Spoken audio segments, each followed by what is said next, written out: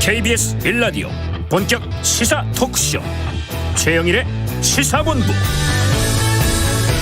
안녕하십니까. 최영일의 시사본부 시작합니다. 6.1 지방선거 사전투표 하루 전입니다. 오늘부터 여론조사 공표 금지 기간으로 들어가기 때문에요. 오늘부터 나오는 조사는 후보별, 후보 간 지지율을 수치로 말할 수 없습니다. 자, 어제까지 박빙이건 격차가 크건 이제 유권자의 선택이 다 내려진 후에 개표를 통해서 당락의 결정을 확인해야 하는 것이죠. 자, 여당은 새 정부 밀어달라 호소하고 있고요. 다수당인 야당은 내부에서 사과 논란이 이어지고 있습니다. 자, 그런데 지방선거란 무엇인가 좀 곰곰이 생각해 볼 필요가 있습니다. 광역, 기초, 우리 지역, 우리 동네에 자치민주주의에 주민들이 직접 참여하는 일입니다. 대선 이후 어느 정당이 이기고 지는가, 어느 인물이 대권에 더 가까운가, 크고 작은가, 이런 관심은 부차적인 일이겠죠. 본연의 취지는 지방자치를 잘 실현할 좋은 일꾼을 선택하는 풀뿌리 민주주의의 축제입니다. 자, 대통령 뽑을 때는 그렇게 외쳤던 지방분권이라는 말이 정작 지방선거에는 잘 등장하지 않고요. 중앙정치 싸움의 논리가 한복판에 있습니다. 자, 따져보면 이거 참 모순적이다 하는 생각이 듭니다. 자, 사실 서울 시민들에게 김동연 대 김은혜, 남해 지역 경기고요. 그리고 또 경기도민들에게 오세훈 대 송영길은 투표지에 이름도 없습니다. 자, 부디 우리 지역, 우리 동네 후보는 잘 알고 이유를 가지고 선택하는 투표가 되기를 바라고요. 교육감도 뽑고 또 국회의원 뽑는 지역도 7곳이 있습니다. 자, 옛날 학창시절 시험 때 연필 굴리기 또는 포스터 사진 보고 관상 살피는 대충 투표는 없어야겠습니다. 우리 표의 가치는 참으로 큽니다. 최영일의 시사본부 출발합니다.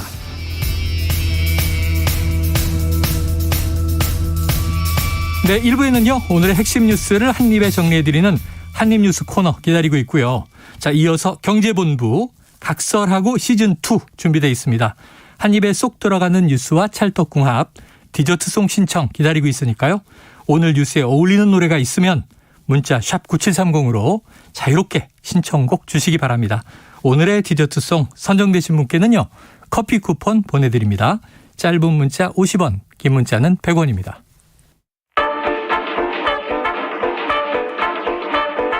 최영일의 시사본부 한입뉴스. 한입뉴스. 자, 오창석 평론가와 박정호 오마이뉴스 기자가 대기하고 있습니다. 어서 오세요. 안녕하십니까. 자, 오늘 속보가 하나 떴는데 장관 후보자 2명이 추가로 인선이 됐군요. 네, 그렇습니다. 이 사회부총리 겸 교육부 장관 후보자의 박순애 서울대 행정대학원 교수, 그리고 보건복지부 장관 후보자에는 김승희 전 국회의원이 각각 지명이 됐습니다. 네. 아울러 차관급인 식품의약품안전처장에는 오유경 서울대 약학대학장이 낙점이 됐습니다.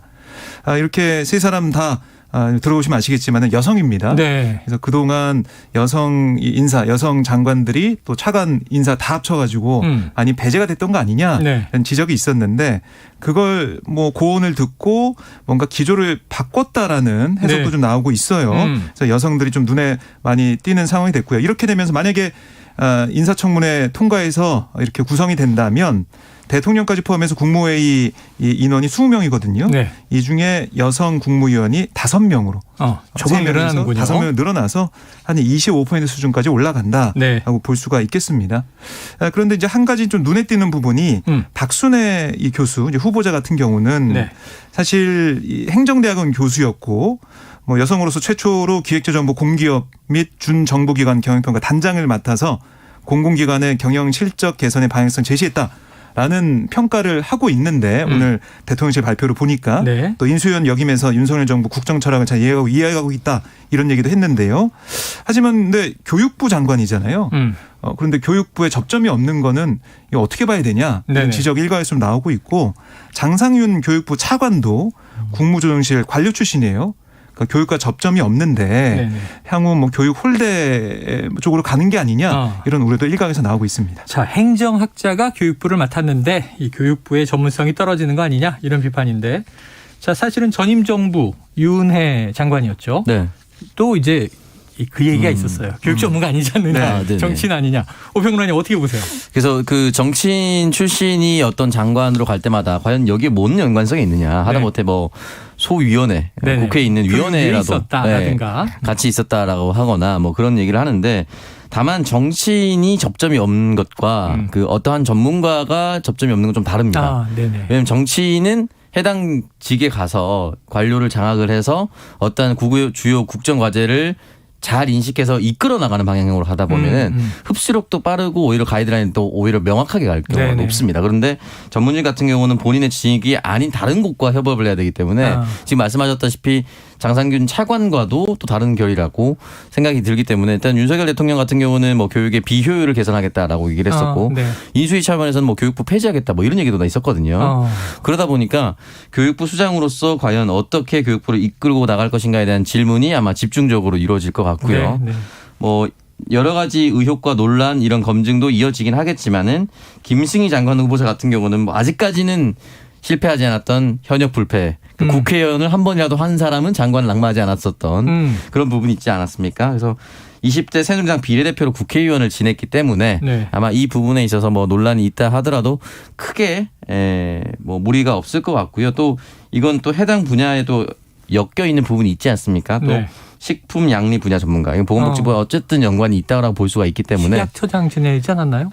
네, 식약처장, 그렇습니다. 네네. 식품의약품 안전평가원장과 식약처장을 역임을 했기 때문에 연관성은 있네요. 보건계의 권위가 있다라고 볼 수가 있습니다. 중요한 네. 거는 이제 박순애 후보자의 전문성 그리고 교육부에 들어가서 어떠한 것을 개선할 것인가가 비효율을 개선한다는 것이 나쁜 건 아니거든요. 네네. 그런데 그 부분에 대해서 어떠한 부분이 비효율이다라고 예. 답변을 할지 그리고 그걸 어떻게 개선한다고 하는 것일지를 아마 잘 준비해야겠죠. 지켜봐야 되겠습니다. 우리가 직업영역에서 흔히 제너럴리스트가 있고 스페셜리스트가 있다. 학자는 전문성, 네. 또 제너럴리스트는 뭐 일반 행정이라든가 뭐 총무 또는 뭐 인사 기능을 잘하는 또 이제 리더 이런 경우인데 이제 행정학도 그런 면에선 여기저기 접목은 되는데 한번 이제 교육 분야에서 능력 발휘가 되는지는 지켜보고 우선 뭐 지방선거 끝나면 인사청문회가 또 잡히겠군요. 네, 그렇습니다. 알겠습니다. 자, 지방선거 사전투표 D-1 사실상 6일 지방선거 이렇게 날짜로 부르지만 내일 모레 투표는 시작이 됩니다. 자, 박 기자님 오늘 네. 나온 여론조사 어떻게 돼 있어요? 판세가. 이렇게 물어보면 큰일 나는 거예요. 오늘부터 오늘 여론조사 나온. 공표 금지 기간이라 그랬잖아. 이거 답변하려고 그랬어요 지금? 큰일 날 뻔했네. 이렇게 물어보면 안 된다. 네. 어제까지 발표된 조사는 인용할 수 있습니다만 네. 자, 지금 뭐 어떻습니까? 지방선거 분위기? 네, 지방선거 분위기. 정성적으로 얘기해 주세요. 네, 깜짝 놀랐습니다. 지금 보면은 뭐 다들 지금 언론사에서 계속 여론조사 발표하고 있는데 네. 결과를 쭉 놓고 보면 좀 들쭉날쭉해요. 아. 그래서 어떤 일관성이나 추이를 잘 볼 수가 없다. 이런 얘기가 전문가들 사이에서 나오고 있고요. 하지만 그럼에도 불구하고 지금 여당인 국민의힘 후보들이 좀 선전하고 있는 그런 분위기다. 당선 가능성도 민주당 후보들과 좀 높다. 네. 이렇게 전체적으로 볼 수가 있겠고요. 하지만 강론으로 들어가서는 뭐 서울시장 같은 경우는 오세훈 뭐 국민의힘 후보나 아니 송영길 민주당 후보 같은 경우도 초반에 이 격차보다 좀 줄어드는 모습 추세가 좀 보이고 있는 상황이고요. 네. 또 김동연 민주당 경기지사 후보나 김은혜 국민의힘 경기지사 예. 후보 같은 경우도 이게 좀 어떻게 보면은 약간 표 차이, 그러니까 그 여론조사 그 지표 차이가 조금씩 달라지고 있는 경향이 좀 달라지는 것도 좀 보이는 조사가 있어요. 네네. 그래서 어떻게 보면은 국민의힘은 지금 안심할 수가 없는 상황이다라고 볼 수가 있고 민주당에서는 아직 포기할 단계는 아니다. 이렇게 좀 전략을 짜고 있는 것으로 보입니다. 어쨌든 뭐 끝까지 네. 이제 파이팅을 다 해야 되겠죠. 앞서가는 쪽이나 따라가는 쪽이나. 근데 지금 우평론가님 보시기에 이 타이밍이 네. 새 정부 여당은 자, 허니문 효과 또 한미정상회담의 뭐 컨벤션 효과 네. 여러 가지들이 이어지는데 민주당은 조금 내분이 있는 분위기인데 어떻게 보십니까? 일단 기본적으로 선거가 기세가 되게 중요한데 기세. 지금 뭐 여론조사 추이가 들쭉날쭉할 수밖에 없는 이유가 전 여러 가지로 분석할 수 있겠지만 하나는 그중에 하나는 국민의힘 지지자 주변에 물어보면 여론조사 오고 이러면 신나서 응답한대요. 그러니까 이제 뭐 투표를 하고 싶은 마음도 더 크고 일단 정권 교체를 이뤘기 때문에 원하는 바를 달성하지 않았습니까? 네. 이 기세를 그대로 이어나가고 싶은 마음이 있는 거예요. 반면에 더불어민주당 지지자 같은 경우는 힘이 많이 빠져 있고 그리고 또 다시 한번 반등의 계기가 있었나 싶었는데 약간의 내분이 보이는 것 같고 이게 맞느니 저게 맞느니 싸우고 있는 것 같고 이러다 보니까 응답 자체를 회피하고 있습니다. 그렇게 얘기하고 있는 사람들이 많다라고도 얘기를 해주더라고요. 네. 그러다 보니까 여론조사 격차가 좀 더 많이 벌어지고 있는 그런 느낌도 있었는데 마지막까지 투표를 하는 사람이 이긴다라는 워낙 당연한 말을 할 수밖에 없는 네, 상황인 네. 거고요. 현재로서는 역시 기세 말씀하셨다시피 새 정부 출범 이후에 큰 리스크, 그러니까 흔히 말해서 현 정부가 큰 실수를 하지 않았습니다. 네. 할 시간적인 여유가 없었어요. 네. 너무 짧은 시간 동안에 짧은 시간 후에 이제 바로 지방선거가 열리기 때문에 그리고 무상급이 있었거든요. 오래됐죠. 그 이슈 이후에는 대부분 여당이 실수하지 않는 선에서 여당이 다 유리하게 움직였습니다. 지금 같은 경우는 그 어떤 지방선거보다 새 정부 출범 이후에 가장 가깝게 네, 치러지는 선거고 맞아요. 여당에게 불리한 이슈가 딱히 없는 상황. 그러다 보니까 현재로서는 기세는 국민의힘이 훨씬 더 세다라고 볼 수밖에 네. 없는 건 냉정한 현실이죠. 그래서 지금 분석을 들으면서 고개를 끄덕끄덕하지만 속으로는 좀 안타까움이 있는 게 제가 이제 엊그제 정봉주 전 의원이 와서 네. 이 자리에서 이제 선거 판세 분석도 하고 양당 전략도 또 조언을 하면서 저한테 갑자기 돌발 질문을 했는데 당신 동네 구청장 누군지 알아? 이게 이 2018년에 네. 민주당이 서울은 거의 뭐 싹쓸이 했으니까. 그렇죠. 한 강남 군데 쪽 빼고. 빼고는 네. 민주당이 겠거닌 하지만 구청장이 누군지 모른단 말이에요. 네. 오평로 의원님 아세요? 저는 알고 있긴 한데 이분 또 구청장 욕심 있네. 네네. 박근혜님 아세요? 네, 저도 알고 있습니다. 훌륭해. 역시 지역 이 정치에도 관심이 이게 있으시네요. 어떤 전 지리적 특성상 네. 구청 바로 앞에 살고 있습니다. 모를 수가 없네. 오다가다 인사도 하겠네. 오다가다 너무 많이 봐가지고요. 이거 모를 수가 없습니다. 좀 떨어져 살았으면 몰랐을 텐데. 그런데 문제는 이제 새 정부의 기세. 네. 네, 새 정부 한번 밀어주자. 이건 뭐 당연한 심리인 것 같고요. 또 네. 국민들의. 또 이제 야당은 좀 위축된 심리. 뭐 이것도 대선 패배 이후에 이해가 되는 대목인데 지금 지역 일꾼 뽑는 거잖아요. 근데 우리가 다 중앙 정치랑 연결해서 네. 지방선거를 얘기하고 있는데 사실 대선, 총선, 지방선거는 각각 다른 선거의 이유와 특성이 있는 거 아니겠습니까? 그렇죠. 네. 네, 그럼에도 불구하고 이슈가 잘 안 잡혀요. 여러분들 그 브로셔라고 하죠. 그 받아보시면 공공물이 22일에 왔어요. 집에. 네, 구의원, 시의원, 구청장 그리고 하다못해 시장까지 1-가, 1-나 막 이렇게 돼 있어요. 같은 정당의 후보들의 공약은 똑같은 지역에는 거의 똑같이 나와 있습니다. 그러다 보니까 사실은 이제 우리 투표할 때 한쪽으로 쭉 긋는다 이런 표현을 쓰잖아요. 네네. 근데 그게 귀찮아서 그런 것도 있는 분들도 있겠지만 대부분은 공약이 그렇게 다르지 않아요. 그러니까 예를 들어서 여의도동에 출마한 구의원의 공약과 여의도동을 기반으로 한 시의원의 공약과 영등포구 여의도동을 출마한 영등포 구청장의 공약이 다를 수가 없어요. 그러다 보니까 크게 다르지 않는 선이다 보니까 그렇게 가는 경향이 있거든요. 네. 거기에 대해서 플러스 현 정부가 예산을 집행한다라는 것이 있기 때문에 아마 지방선거는 알겠습니다. 그런 게 크죠. 자, 그런데 이제 관심 지역들이 있습니다. 그래서 이제 언론에 많이 또 부각되는 지역들이 있어요. 예를 들면 인천 계양을 자, 국민의힘 지도부가 계양에 집결했습니다. 네. 표가 이래요. 어제 마침 이 비슷한 얘기를 전원책 변호사가 하고 가셨는데 다윗 윤형선이 골리앗 이재명을 이긴다.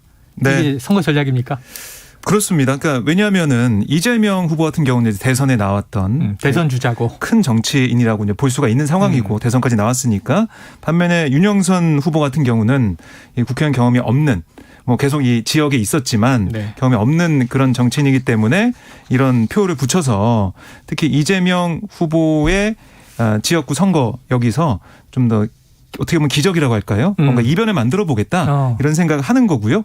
그래서 그 힘을 가지고 전국적인 선거, 이 지방선거 판세도 더 유리하게 가져오겠다 이런 생각을 하는 것 같아요. 또 이재명 후보가 민주당의 총괄선대위원장을 맡고 있으니까 계속해서 공세를 펴겠다 이렇게 볼 수가 있겠고요. 오늘 국민의 원내 지도부가 아예 원내대책 회의를 인천 계양을 지역에서 열었어요. 그만큼 집중하고 있다.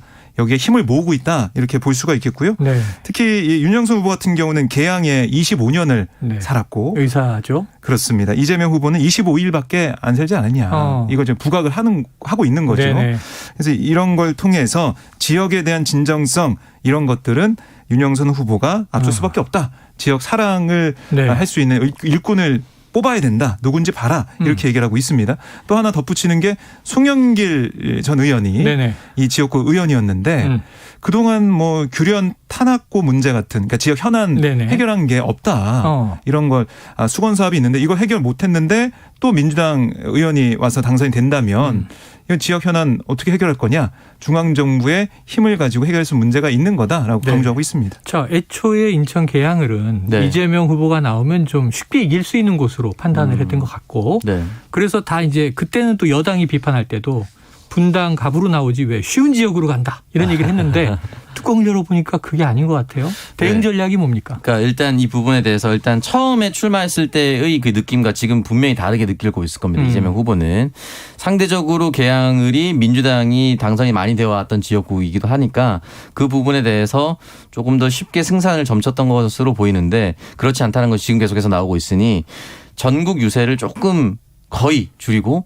계양을 마지막 집중 유세를 하겠다라고 이제 결정을 내린 상태입니다. 이재명 후보는. 그렇다 보니까 이 부분에 대해서 여러 가지로 분석을 할 수가 있는데 명분 없는 출마이냐 이런 것도 있겠지만 네. 이것도 사실은 지방선거와 동일하게 치러지는 선거입니다. 가장 중요한 것이. 그 기세라는 것이 이 지역에도 머물 수밖에 없는 것이고 한 사람이 계양과 인천 전체를 뒤흔들 수 있었을까라는 의문이 있었는데 네. 지금으로 봤을 때는 대선 후보였긴 하지만은 쉽게 흔들지 못하고 있는 상황이다. 그리고 인천시장 후보와 연동될 수밖에 없는 것이 인천 판세인데 인천시장 지금 유정복 후보의 기세가 굉장히 만만치 않습니다. 네네. 그러다 보니까 처음에는 뭐 이정미 후보와 현재 박남춘 더불어민주당 시장이 단일화를 해야만 비슷하게 나오거나 이길 수 있다 뭐 이렇게 얘기를 했었는데 민주당 지금은 정의당이 네, 민주당 정의당이 합해도 잘 되지 않는 그런 결과들이 나와요. 네네. 그러다 보니까 그 기세가 인천 전역에 퍼져 있습니다. 아마 그게 상호 연동이 돼서 이미 네네. 기세가 인천에는 국민의힘으로 많이 기울은 상태에서 예. 출마를 해서 뚫어내야 되는 상황. 어떻게 보면 이제 공격이 아닌 방어를 할 수밖에 없는 그런 상황이 되다 보니까 아마 지금 현재 판세가 좀 어려운 것 같은데 윤영선 후보 같은 경우는 이제 25년 개항이 있었다라고 하지만 지금 뭐 농지법과 관련해서 보니까 목동에 잠깐 있었던 거로 나오지 않습니까? 아마 이런 부분에 있어서 그동안은 이재명 후보가 상대 후보에 대한 네거티브를 하지 않았을 수 있겠지만 나머지 기간은 그런 것까지 쓰면서 반드시 당선되기 위해서 노력할 수밖에 없는 상황이 됐고요. 윤영선 후보는 이 기세를 몰아서 당선이 되려고 노력할 겁니다. 그런데 지금 단독 보도를 보니까 이 윤영선 후보 허위 농업 경영 계획서를 제출한 바가 있다. 이건 무슨 얘기예요? 그러니까 경향신문의 보도인데요. 그러니까 윤 후보가 2015년 6월에 보령시에 제출한 농업 경영 계획서를 이제 보면 네네. 2015년 6월 11일 아버지로부터 충남 보령시 양항리 일대 농지 9,907.8제곱미터를 1억 6,483만 원에 샀어요. 근데 이걸 윤 후보가 여기 농지 취득하면서 낸 계획서에 보면 다음해는 2016년 5월부터 경운기 한 대를 확보해서 직접 벼농사 짓겠다. 이렇게 했고 또한 향후에도 영농을 하겠다 이렇게 얘기를 했는데 네네. 집에서 농가지의 영농거리 200m로 돼 있습니다. 그런데 부동산 등기부 등본을 확인해 봤더니 윤 후보가 농지를 아버지한테 샀을 당시 윤 후보의 주소 서울시 양천구 목동 아파트로 돼 있었습니다. 목동에서 충남까지 200m는 아니잖아요. 네, 150km 이상이거든요. 네. 승용차로 한 3시간 정도 걸리는 그러게요. 그런 거리이기 때문에 이거 결국 허위로 계획서를 낸 거 아니냐. 농지법 위반 그래서. 소지가 크다. 네네. 이런 얘기가 나오고 있고요. 여기에 대해서 윤 후보 측은 윤남매 가운데 아버지 이제 간병비와 생활비 등을 내가 부담했고 아버지가 고향에 계셔서 농지를 구입했다. 농사를 지을 수가 없어서 그동안 돌아가신 아버지가 경작을 했고 지금은 사촌에게 위탁 영농을 맡겼는데 이게 농지법에 저촉이 된다면 매매하든지 뭐 이런 조치를 즉시 취하겠다. 네네. 이런 입장입니다. 아이고 이게 밝혀진 다음에 조치를 하겠다 이런 이야기는 당연히 나오지만 그럼 당시에 이게 위법한 사안들을 모르고 일단 목동 주소지와 논이 200m라고 하는 거는 이게 거짓으로 당장 들리니까 가끔 뭐 농업계획서 문제가 나옵니다. 네. 어느 정도 이게 어느 정도 비중이 있는 근데 이제 사안일까요? 이 부분에 대해서 분명히 허위 농업 계획서처럼 보이긴 하나 이 부분에 있어서 뭐 이준석 대표의 아버지 제주도 땅, 네. 뭐 등등등, 뭐 윤희숙 의원의 전 문제라든지 네. 그런 부분에 있어서 사실은 이제 어느 정도 개발이 되고 이게 어느 정도 차익을 벌어들일 수 있느냐의 차이에 따라서 좀 크게 다른데 윤희숙 의원의 부친 같은 경우는 워낙 큰 땅이고 사실은 뭐 건물을 사러 가려고 했었는데 농지를 샀다는 해명이 네네. 석연치 않았어요. 그러다 보니까 이제 사퇴를 할 수밖에 없었던 것인데 이 부분에 대해서도 관영 윤영선 후보가 차익이 생길 수 있는 땅인지 뭐 예를 들어서 이 지역에 개발이 되는 나중에 뭐 도로가 나온다든지 무슨 뭐 마이스 센터라든지 이런 게 들어온다라든지 이런 게 된다면 큰 문제가 될 것이고 그런 문제가 아니라면 아마 사과를 하고 넘어갈 수 있는 수준이지 않을까라는 생각도 듭니다. 예, 이제 단독 보도가 나왔으니까 지금 내일 당장 사전 투표인데 어느 정도 선거에 영향을 줄까 하는 이제 궁금증과 문제는 선거를 떠나서 잘못된 일이 있다면 스스로 또 바로잡는 과정은 반드시 필요하다. 그 공직에 나온 분이잖아요. 그런 생각을 해봅니다. 자, 지금 12시 40분을 막 넘겼습니다. 이 점심시간 교통 상황 알아보고 이슈 계속 이어가겠습니다. 교통정보센터의 이승미 리포터 나와주세요. 네, 이 시각 교통 상황입니다. 경부고속도로 부산 방향으로 수원 앞두고 여전히 많이 밀리고 있는데요. 수원에서 기흥까지 5차로 막고 작업을 하고 있기 때문에 죽전에서 수원까지 9km 구간 정체가 되고 있습니다. 이후 동탄 분기점 조금 지난 곳 구비진 지점 갓길에서 사고 나서 짧게 정체가 되고 있고요. 서양고속도로 목포 방향 정체는 많이 풀렸습니다. 이제 순산터널 부근 2km 구간만 밀리고 있고요. 이후 광천 부근과 무창포에서 웅천 터널 사이 2차로 막고 작업을 하고 있어서 주의하셔야겠습니다. 영동고속도로 인천 방향은 전 구간 수월한데요. 여주 분기점 1차로에 장애물이 떨어져 있어서 앞을 잘 살피셔야겠고요. 강릉 방향은 서창 부근에서 정체되고 있습니다. 서울시내 동부간선도로 성수 방향으로 중랑교 부근 3차로에서 사고 나서 막히고요. 반대 의정부 방향으로는 녹천교에서 창동교까지 작업 여파로 밀리고 있습니다. KBS 교통정보센터였습니다.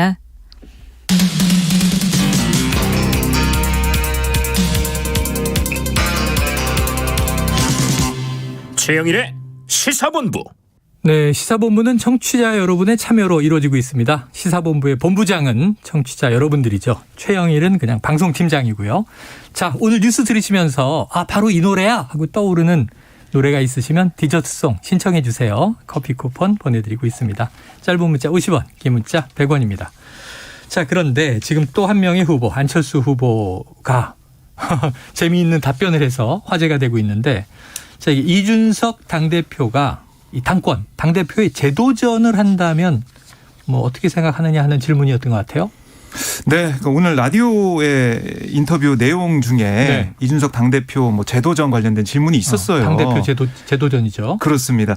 근데 이게 사실은 이준석 대표와 안철수 후보 예전부터 정치적 앙숙 관계로 많이 우리가 봐왔잖아요. 그렇죠. 그래서 이 질문이 나왔을 때 안철수 대표가 어떤 생각을 했을지 이 답변이 좀 드러나 있는데 이 이준석 대표가 대표 재도전을 하면 어떻게 할 거냐, 재도전에 대해서 그건 본인 판단이고 본인의 자유다.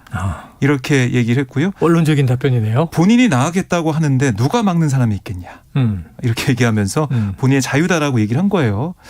그리고 또 이제 자신의 안철수 후보의 전당대회 출마에 대해서도 그건 그때 가서 결정할 문제다. 지금은 보궐선거에 집중할 때다. 이렇게 얘기를 했어요. 그리고 이제 이준석 대표와의 케미는 괜찮냐. 네네. 사실 한 당에서 두 사람, 그러니까 대표를 지냈던 두 사람은 뭐 이준석 대표는 지금 대표고요. 두 분을 보게 될 줄은 몰랐다. 캐릭터가 잘 안 맞지 않냐. 이런 질문에는 캐릭터가 맞는지 안 맞는지 그것도 잘 모르겠다. 어차피 서로 세대가 다르지 않냐. 네네. 이게 좀 무심한 듯 말을 했고요. 약간 마음을 비운 답변인 것 같은데, 자, 이 궁금한 게 이런 거예요. 자, 지금 이 질문의 취지는 안철수 후보가 이번에 이제 보궐로 다시 이제 국회에 입성을 해서 당권에 도전하면 이제 원내 당대표가 될 수 있지 않습니까? 일단 가능성이지만. 그럼 당권 잡고 차기 대권에 또 갈 것이다라는 이제 정치적 전망이 깔려 있는 거잖아요. 자, 그런데 문제는 이준석 이 대표가 재도전 할지도 아직 확인되지는 않은 거죠. 친하시죠? 제가요? 재도전 한답니까? 친분이 있는 정도죠. 네, 친분이. 재도전 한대요? 이준석 대표가 여기에 대해서 몇 가지 포인트를 계속해서 얘기 던졌던 것이 하나는 당내 개혁. 이건 사실 아름다운 말입니다. 그러니까 겉 포장지죠. 몇몇의 개혁을 통과시키면 다른 일을 하러 가겠다는 건 포장지고 실제로 인터뷰한 것 중에 그게 전 와닿는데 내가 경계하는 몇몇이 출마를 한다면 그걸 견제하기 위해서 다시 출마할 수밖에 없다라고 인터뷰도 남겼습니다. 결국은 저는 어떤 사람이 차후에 출마를 할 것인가에 따라서 이준석 당대표의 재출마 여부가 결정되지 않을까라고 조심스럽게 지켜보고. 약간 무서운 말인데요. 과거 대선에서 내가 대통령 되려고 나왔다보다 네. 당신 떨어뜨리고 나왔다. 이게 되게 무서운 얘기잖아요. 그때 뭐 성공하지 못했죠. 네네. 근데 이제 이준석 대표가 그 특정인이 있는데 그 특정인의 이름을 언급하진 않았습니다. 네네. 근데 우린 유추해 볼 수가 있겠죠. 몇몇 경기하는 인물. 네, 그래서 그거는 대진표가 완성이 돼봐야 알 수 있는 부분이고 그리고 그건 당대표 출마 선언을 할 때 이미 물밑에선 당내에 누가 출마할지 다 알지 않습니까? 그렇죠. 그쯤 되면 충분히 유추해 볼 수 있을 거라 생각합니다. 예. 자, 이번에 또 민주당 얘기로 넘어가 보죠. 지금 민주당이 내부 사과 논란이 이어지고 있다. 저는 이게 좀 납득이 안 돼요. 선거 목전에 왜 자꾸 사과하느냐 이런 비판도 있을 수 있지만 선거 목전에 고성 지르고 그런 네. 얘기 왜 하느냐고 싸워서 계속 보도가 되는데 좋을 일이 하나도 없지 않나. 자, 박지원 공동 비대위원장 또 이제 추가적인 얘기를 내놨어요. 대국민 사과를 했고 네. 다음 날은 86 용태론 물러서지 않고 또 고수를 했고 근데 또 새로운 이야기를 낸 것 같아요. 그러니까 계속해서 이제 박지원 위원장이 언론 인터뷰를 하다 보니까 관련된 질문이 나오면서 답변도 계속 어떻게 보면 업데이트가 되고 있다고 볼 수가 있겠는데요. 네네. 그러니까 이런 얘기를 했어요. 86세대 용태론 이건 원래 사과 기자회견에 없던 내용이니까 회견에서 말한 혁신한 내용 여기에 좀 더 집중해 주면 어떨까 이런 얘기까지 했는데 네. 그러니까 이게 기자들과의 질의응답 과정에서 나왔던 얘기거든요. 네. 이게 좀 많이 보도가 되면서 관심이 쏠렸고 어제 고성에 오가는 이 비공개 비대위 회의까지 있었습니다. 비공개 회의에서 네. 이 이야기를 한번 강조해서 그렇습니다. 물러서지 않고 쐐기를 박았다 이런 얘기 했잖아요. 네. 그러니까 이게 이제 그저께 기자회견 질의응답까지 나온 다음에 언론에서 주목을 받았고 그랬더니 이제 박지원 위원장이 어제 사실은 물러서지 않고 좀 밀고 나가는 그런 모습도 네, 네. 보인 셈인데요. 오늘 이제 86세대 이 용태론 관련해서 다 은퇴해야 한다고 말씀드린 적 없다. 이 민주주의를 이룬 성과는 존경하지만 모두가 다 그렇진 않다. 네. 그러니까 민주당의 변화를 어렵게 만들고 시대에 발맞춰 나가는 게 어려운 분들도 있지 않느냐. 이렇게 얘기를 했어요. 그러니까 이 86이 다 용퇴하는 게 아니라 그중에 옥석을 가려야 된다. 뭐 이렇게도 해석이 되는 말입니다. 네네. 그러니까 이 86세대 용태론이 나온 다음에 당 안팎에서 어떤 얘기까지 나왔냐면 아니 우리 지방선거 후보들이 다 네. 86세대가 많은데 이거 어떻게 하는 얘기야. 여기까지 나왔었거든요. 그러니까 거기에 대해서 비판이 있으니까 아마 이 정도로 좀 메시지를 정리한 걸로 그렇게 좀 해석할 수가 있는데요. 그리고 이 지방선거 중이니까 왜 지금 사과하느냐. 또 사과가 선거에는 도움이 안 된다. 네. 이런 얘기가 있었잖아요. 거기에 대해서는 나는 반대로 생각한다. 거듭 사과드리고 민주당을 바꾸겠다고 말씀드리면서 많은 국민이 민주당을 쳐다봐 주시는 것 같다. 이렇게 얘기를 했어요. 오히려 네. 도움이 네. 된다. 네. 이렇게 반박을 하고 있습니다. 그리고 뭐 최강욱 의원 징계 문제와 관련해서 당의 비대위원장 필요하다면 비상징계 권한도 활용해야 한다. 그래서 오늘 중으로 윤호중 비대위원장과 논의를 하겠다. 이렇게 얘기하고 있습니다. 비상징계. 네. 그러니까 사실은 약간 이제 86세대 전체가 뭐 총 사퇴, 은퇴를 하라는 얘기는 아니다. 네. 그 안에서도 옥석은 가려야 한다는 뉘앙스를 깔았지만 사실은 뭐 입장을 번복하거나 그런 건 또 아니네요. 어떻게 네. 들으셨습니까? 근데 이제 문장이 이렇게 돼서 계속 논쟁이 될 수밖에 없는 게 모두 민주주의를 이루는 성과를 존경하지만 모두가 다 그렇진 않다. 네. 변화를 어렵게 만든 사람도 있다라고 하지 않았습니까? 말씀하셨듯이 옥석의 기준. 네네. 옥석의 기준이 그럼 뭐죠? 어떤 걸로 할까요? 선수로 할 거예요? 법안 발의 개수로 할 거예요? 득표율로 할 거예요? 대선 때 해당 지역구 득표율로 할 거예요? 이게 옥석의 기준이 없습니다. 네, 지금. 네. 그러니까 본인의 감이거든요. 근데 정치인의 메시지는 뚜렷해야 돼요. 그러니까 예를 들어 최강욱 성 비위 관련돼서 징계를 하겠다. 이건 뚜렷한 사건에 대해서 얘기하는 거죠. 네네. 이 부분에 대해서 논쟁이 생기지 않을 수 있어요. 그러니까 시기에 대해서 문제를 삼을 수 있지만 논쟁이 생길 수도 네. 생길 수 있는데 86세대에 대해서 옥석 기준은 논쟁이 생길 수밖에 없습니다. 기준 누가 잡을 거예요. 그러니까 이 부분에 의해서 그러니까 왜 지금 하냐라는 얘기 또 들을 수밖에 없는 거예요. 네. 거기에 대해서 누가 반대하고 물러나야 할 사람이 분명히 있음을 알고 있어요. 민주당 지지자들도. 근데 그 기준이 무엇이며 왜 지금이냐라는 이 두 가지 물음에 답변을 못하니까 네. 지금 안 했으면 좋겠다라고 얘기를 하는 거죠. 그래요. 알겠습니다. 자, 뭔가 이 옥석을 가리는 기준이 먼저 마련돼야 자, 누구는 어떤 이유에서 은퇴가 마땅하고 누구는 지금도 잘하고 있으니 계속 뛰어야 하고 네. 가려지지 않겠느냐. 이준석 대표가요. 박지원 비대위원장에 대해서 언급하면서 네. 586 다 나가면 이 김용민, 김남국, 네. 고민정의 시대가 오는 거 아니냐 뭐 이런 얘기를 했잖아요. 네. 자, 김남국 의원이 한마디를 했는데 명예퇴직 때도 예우하는데 586 낙인 찍어 나가라는 건 옳지 않다. 네, 그러니까 이게 기업에서도 명예퇴직할 때 이렇게 하지 않는다. 네네. 이렇게 얘기를 했어요. 그러니까 586 정치인의 용퇴를 논의를 해야 된다. 뭐 그렇게 하더라도 시기가 지금 맞느냐 이 부분. 또 하나는 이게 공감대를 만들 수 있느냐. 그러니까 이게 중요하다고 김남국 의원은 강조를 했는데요. 이 586 용퇴 이 얘기를 하면서 586 세대에 대해서 완전 낙인 찍어서 다 잘못된 것처럼 하고 있는 상황이 됐는데 그런 바람직하지 않다. 맞지 않다. 이렇게 네. 주장하고 있습니다. 네. 자, 조홍천 의원은 뭐 TPO가 좀 어긋났다. 그러니까 시간과 장소 그리고 이제 상황이 예. 적절하지 않았다 이런 지적을 했고 반면에 박용진 의원은 이 박지원 이 위원장의 팬덤 정치 지적은 용기가 있다. 반민주적 행태를 넘어서야 한다. 지지한다 이런 입장이에요. 네. 일단 이 부분에 대해서 뭐 586 용태나 성비에 대한 사과는 계속 있어 왔고 당연히 해야 될 문제를 지적하는 거니까 틀린 말이 아니라 새겨들을 말을 다시 확인하는 것이다. 네. 이런 식으로 얘기를 했거든요. 그러니까 원론적인 입장에서 이제 찬성한다라는 것을 밝혔던 것이고 그렇다면 이제 박용진 의원은 586 바로 밑에 세대입니다. 하태경 의원은 보통 479 세대라고 이제 계속 표현을 하던데 79세대 뭐 그런 식으로 이제 표현을 하더라고요. 그러니까 70년대생에 이제 90년대 학번 뭐 이 정도 같은데 그렇다면은 이 사람들은 어떤 대안이 될 수 있느냐. 진짜 479는 586보다 꼰대가 아니냐. 이런 걸 따져봐야 되거든요. 역시나 기준의 문제가 발생합니다. 예. 박용진 의원은 물러나가야 된다라고 얘기하는 민주당 지지자들이 없느냐. 네. 또 있어요. 그러니까 이 부분에 대해서 동의라는 거는 저도 뭐 충분히 말씀하실 수 있다고 보는데 결국은 기준의 문제가 남을 수밖에 없다라고 말씀드리고 싶습니다. 오창석 평론가는 목소리가 편안해 보입니다. 윗세대가 싸우다 다 나가면 내 시대가 오겠구나 지금 그런 거죠. 오창석의 시대가. 네. 저는 뭐 정치인이 아니니까. 30대 언제 네. 또 뛰어들지 모르잖아요. 2030이 좋아하시겠죠. 네. 자, 오늘 이제 정치 이슈 지방선거 하루 전날이라 많습니다만 중요한 이슈가 또 있습니다. 자, 15년 만에 기준금리가 2달 연속 인상이 됐다. 15년 만의 일이다. 자, 이유가 있겠죠? 어떤 발표가 나온 건가요? 네, 이제 오늘 한국은행 금융통화위원회가 현재 연 1.5%인 기준금리를 1.75%로 0.25%포인트 인상을 했습니다. 네. 그러니까 지난달에 올리고 이번 달에 또 올렸어요. 그래서 2달 연속 인상을 했고 2007년 7월 8월 이후에 14년 9개월 만에 처음인데요. 왜 이렇게 연속 인상할 수밖에 없었냐. 결국 물가예요. 네. 인플레이션이 심하기 때문에 이 물가 상승 압력을 방치하기 어려운 수준이다. 이렇게 얘기를 하고 있고요. 지금 4월 소비자 물가 지수를 보면 이게 지난해 같은 달보다 4.8%나 뛰었어요. 이것도 2008년 10월 이후 13년 6개월 만에 최고 기록이거든요.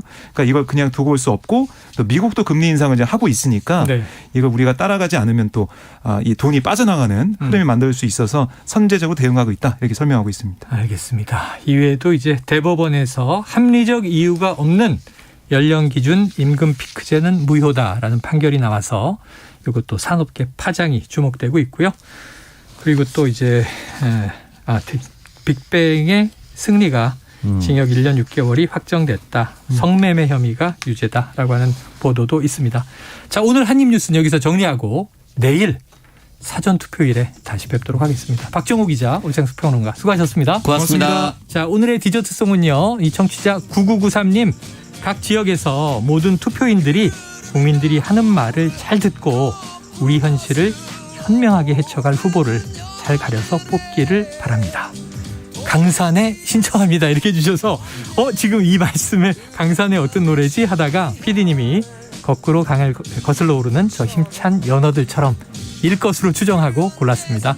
노래 듣고 2부에 돌아오겠습니다. 걸어 걸어 걸어오는 이 길 앞으로 얼마나 더 많이 가야만 하는지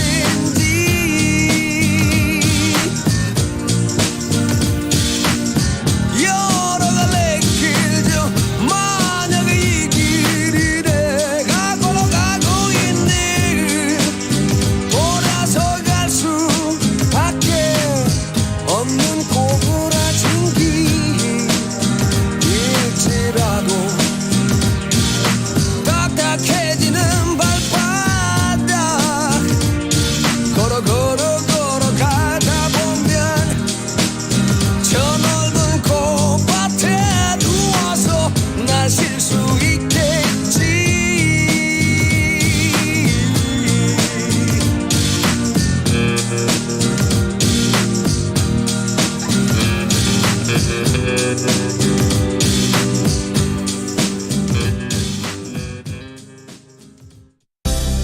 5월 19일부터 공직자의 이해충돌 방지법이 시행됩니다.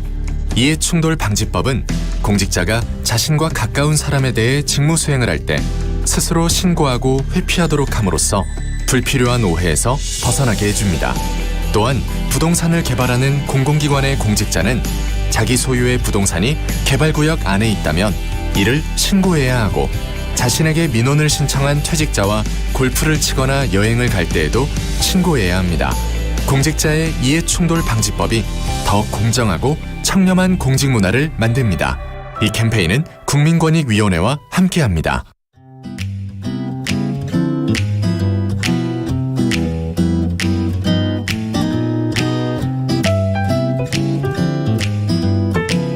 안녕하세요. 바른말 고운말입니다. 우리나라 봄철은 많이 건조해서 특히 산불이 나기 쉽지요. 건조한 계절에는 작은 불씨만으로도 쉽게 불이 날 수 있으니까 각별히 조심해야겠습니다. 화재 예방표로 많이 사용되던 것으로 자나깨나 불조심, 꺼진 불도 다시 보자 같은 것이 있었지요. 자나깨나에서 나는 여러 가지 중에서 어느 것을 선택해도 상관없음을 나타내는 연결어입니다. 자나깨나는 자든지 깨어있든지 언제나를 뜻하는데요. 이와 같은 예로는 비가 오나 눈이 오나 라든지 미우나 고우나 앉으나 서나 같은 것이 있습니다. 그런데 이 표현들은 한 단어가 아니니까요. 쓸 때는 붙여 쓰지 않습니다. 부모님은 자식 걱정뿐이라는 것을 자나깨나 자식 걱정 또는 앉으나 서나 자식 걱정이라고 표현할 수 있는데, 이와 같은 뜻으로 쓸 수 있는 우리말 표현으로 지나 새나가 있습니다. 이 말은 해가 지거나 날이 새거나 밤낮 없이라는 뜻의 부사로 부모는 지나 새나 자식 걱정뿐이다 이렇게 표현합니다. 그런데 지나 새나는 앞서 말씀드린 것들과는 다르게 한 단어이기 때문에 모두 붙여서 씁니다. 이와 같은 구조의 표현으로 어디를 가나 늘 다름없이를 뜻하는 부사 오나 가나도 있고요. 들어가거나 나오거나 늘이라는 의미의 부사 드나 나나 같은 것도 있습니다. 바른말 고운말 아나운서 변희영이었습니다.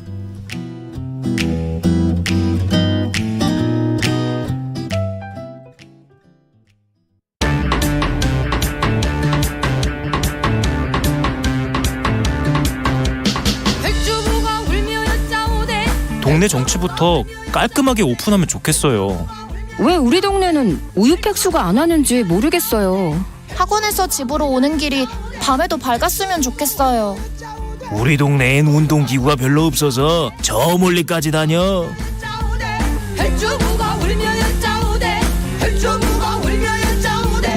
내가 더 잘 살기 위해, 우리 가족의 편의를 위해, 우리 동네의 발전을 위해 6월 1일 제8회 전국 동시 지방선거. 우리 동네를 위해 투표하세요. 내 삶을 바꾸는 선택. 2022 지방선거 개표방송 KBS 1라디오와 유튜브로 생중계됩니다. 간이 들었으면 조련이와 만일에 간이 헛보보면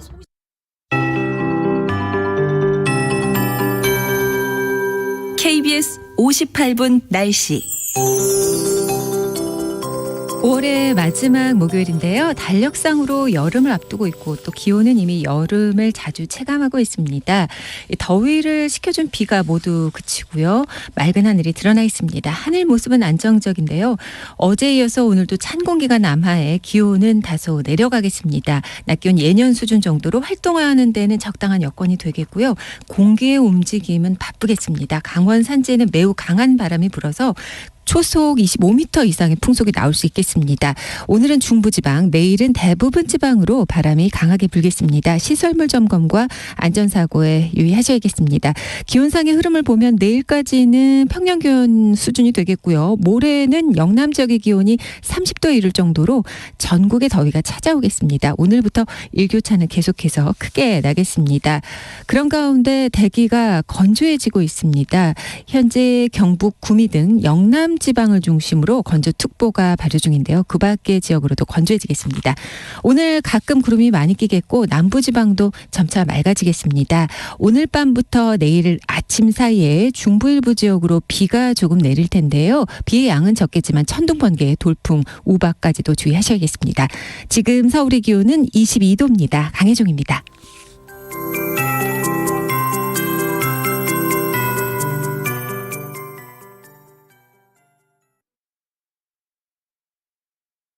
정성을 다하는 국민의 방송 KBS가 한시를 알려드립니다.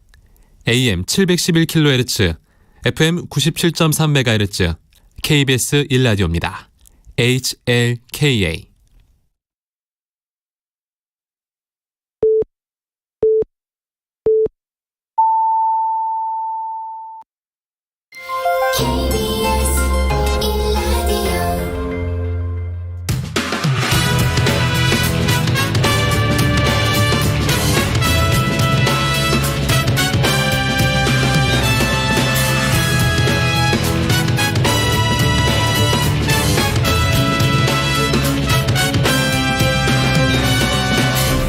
KBS 1라디오 최영일의 시사본부.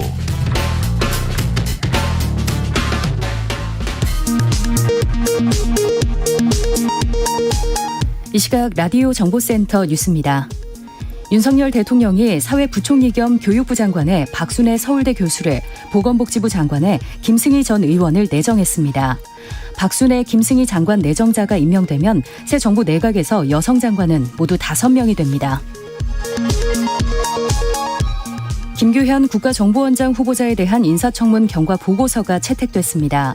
김 후보자는 박근혜 정부에서 청와대 위기관리센터를 책임지는 국가안보실 1차장 등을 지냈으며 세월호 참사 당시 대통령 보고시각 조작 사건으로 검찰 수사를 받았지만 처벌받지 않았습니다. 정년을 보장하되 일정한 나이부터 임금을 깎는 임금 피크제가 합리적 이유 없이 도입됐다면 연령 차별에 해당돼 무효라는 대법원의 첫 판단이 나왔습니다. 방역당국이 화이자, 모더나 등 mRNA 백신의 이상 반응으로 심낭염을 공식 인정하기로 결정했습니다.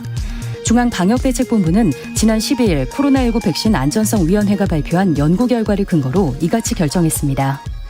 지금까지 라디오 정보센터 조진주였습니다.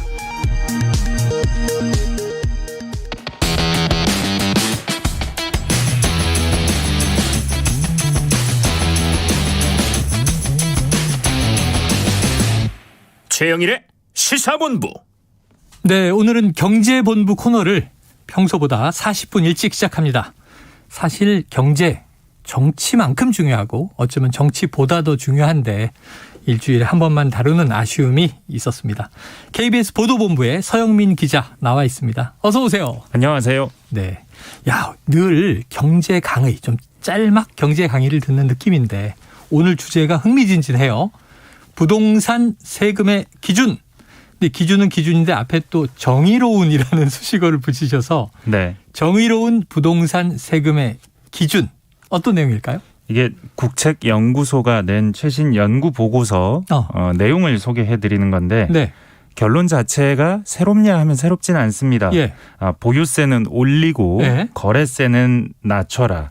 이거 대선 과정에서도 많이 나왔던 얘기고. 근데 새로운 점이 있다면 왜 그래야 하느냐에 대해서 실증적으로 실제 데이터를 바탕으로 결론을 냈고 네. 또 다른 한편으로는 좀 사회적으로 바람직한 가치, 우리 불평등을 어떻게 할 거냐, 지속 가능하게 성장하려면 어떻게 해야 할 거냐, 이런 가치에 비추어서 보유세를 판단할 근거가 있느냐, 있다라고 했기 때문에 여기에 대해서 정의로운이라고 이름을 붙여봤습니다. 2년여 전부터 부동산에 대한 이제 이 국민들 분노 때문에 어쩌면 그게 대선에도 영향을 미치고 지금 지방선거에도 영향을 미칠 것이다 이런 얘기들이 나오고 있는데 실증적 과정을 통해서 보유세 올리고 거래세를 낮추면 성장도 가능해지고 양극화도 해소될 수 있다.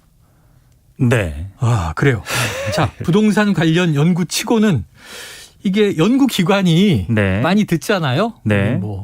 부동산원이거나 다른 연구소가 있으면 많이 들어봤는데 한국경제 KDI도 있고 그런데 이게 대외경제정책연구원 KIEP 어떤 기관이에요?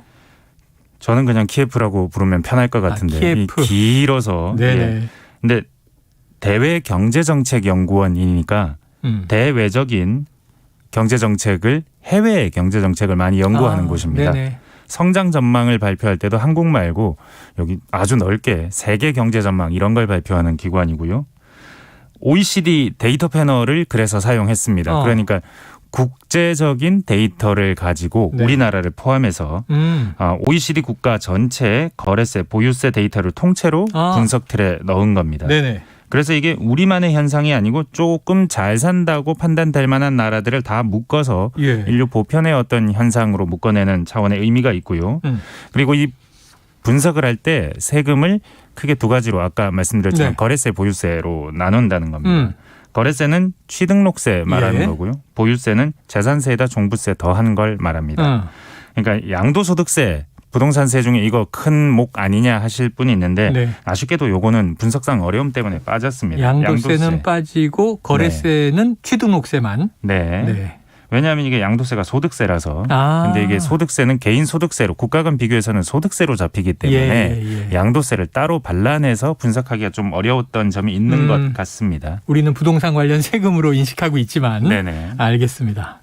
자, 이 부동산 거래세는 취득세. 그러니까 내가 부동산을 샀다. 네. 그럼 세금을 내는 거고. 등록세. 이걸 또 등록할 때 세금 네. 내고.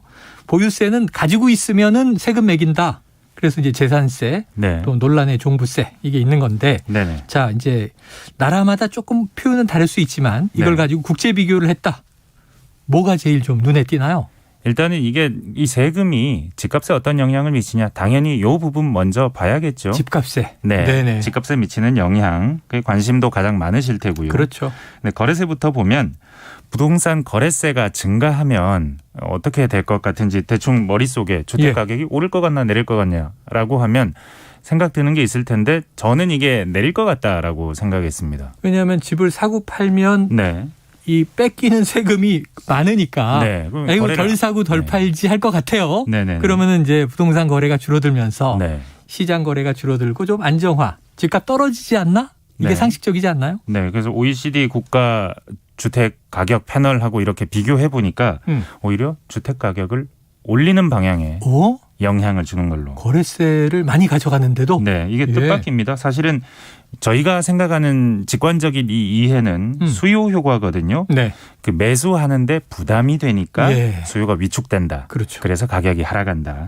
근데 공급 효과 측면도 고려해야 된다는 게 대외연구원 얘기입니다. 네. 그러니까 정영식 대외연구원 박사 말은 동결 효과라는 얘기를 하거든요. 동결 효과. 락인 이펙트. 네네네. 이게 뭐냐면 집을 팔아야 하는 사람이 움츠러들어서 안 판다는 겁니다. 예. 그래서 시장에 나오는 집의 전체 물량, 공급 물량이 줄어서 이거하고 수요가 위축되는 측면하고 비교를 해봐야 되는데 수요 위축보다는 이 공급이 위축되는 효과가 훨씬 크다라는 겁니다. 그러니까 수요도 위축될 수는 있지만 네. 공급이 더 위축돼 버리면 네. 결국은 집을 사겠다는 수요가 더 많은 거니까 네네. 집값은 오른다. 공급이 맞습니다. 더 줄어들어서. 네네.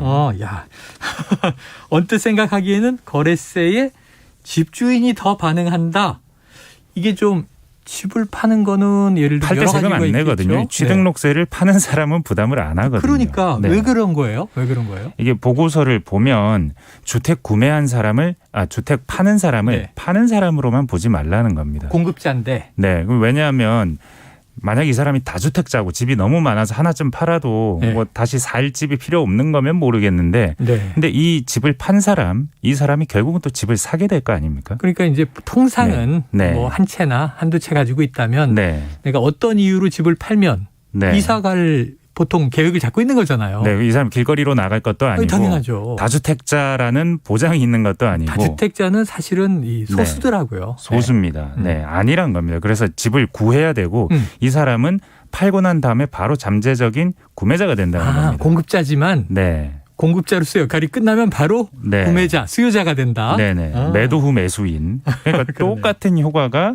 나타날 수밖에 없는데 그렇기 때문에 집값이 올라가게 될 수밖에 없다는 겁니다. 공급이 확실히 그러네요. 줄인다. 공급도 위축되는데 네. 공급한 사람은 바로 또 수요자의 입장이 되니까 네네. 수요는 그만큼 또 플러스가 되고 네. 수요는 늘어나고 자, 그래서 거래세가 올라가면 주택 가격도 따라 오른다.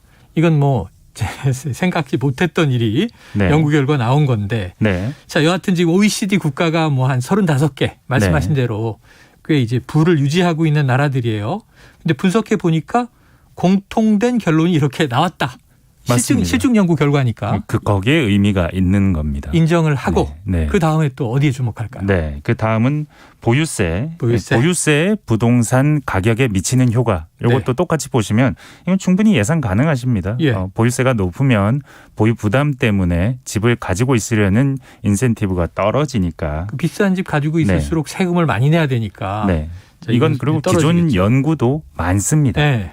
GDP 대비 보유세 1% 상승률 뭐 이런 식으로 숫자로 표현하는데 숫자로 표현하는 건 사실 귀로 들으면 이게 잘 이해가 안 되거든요.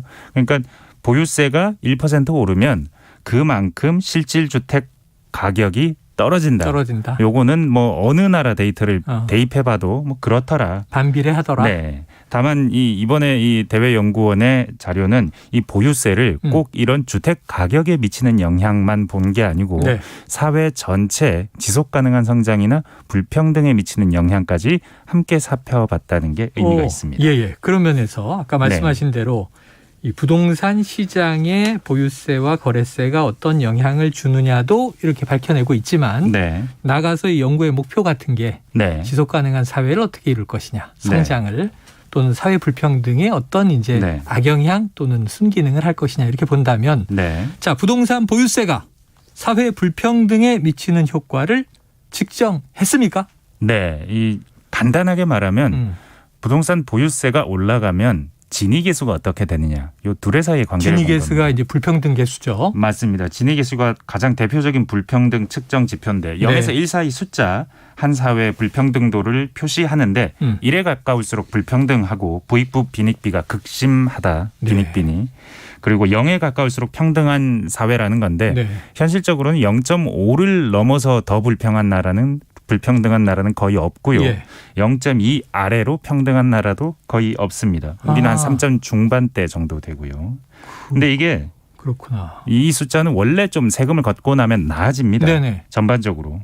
근데 이 보유세라는 이 특정한 종류의 세금의 효과를 봤더니 확실히 더 낮아지는 효과가 보이더라. 그러니까 좀 더 소득 재분배 효과가 큰 세금이더라. 근데 거래세는 아니더라. 이런 겁니다. 그러니까 사실은 시장에 맡겨서 이 평등이 이루어지면 좋은데 진위계수가 직선에 가까우면 평등한 쪽이고 많이 휘어져 있으면 불평등한 쪽인데 맞습니다. 1과 0으로 지금 이제 기준을 잡아서 보니 방금 말씀하신 그게 로렌츠 곡선이죠. 그렇죠.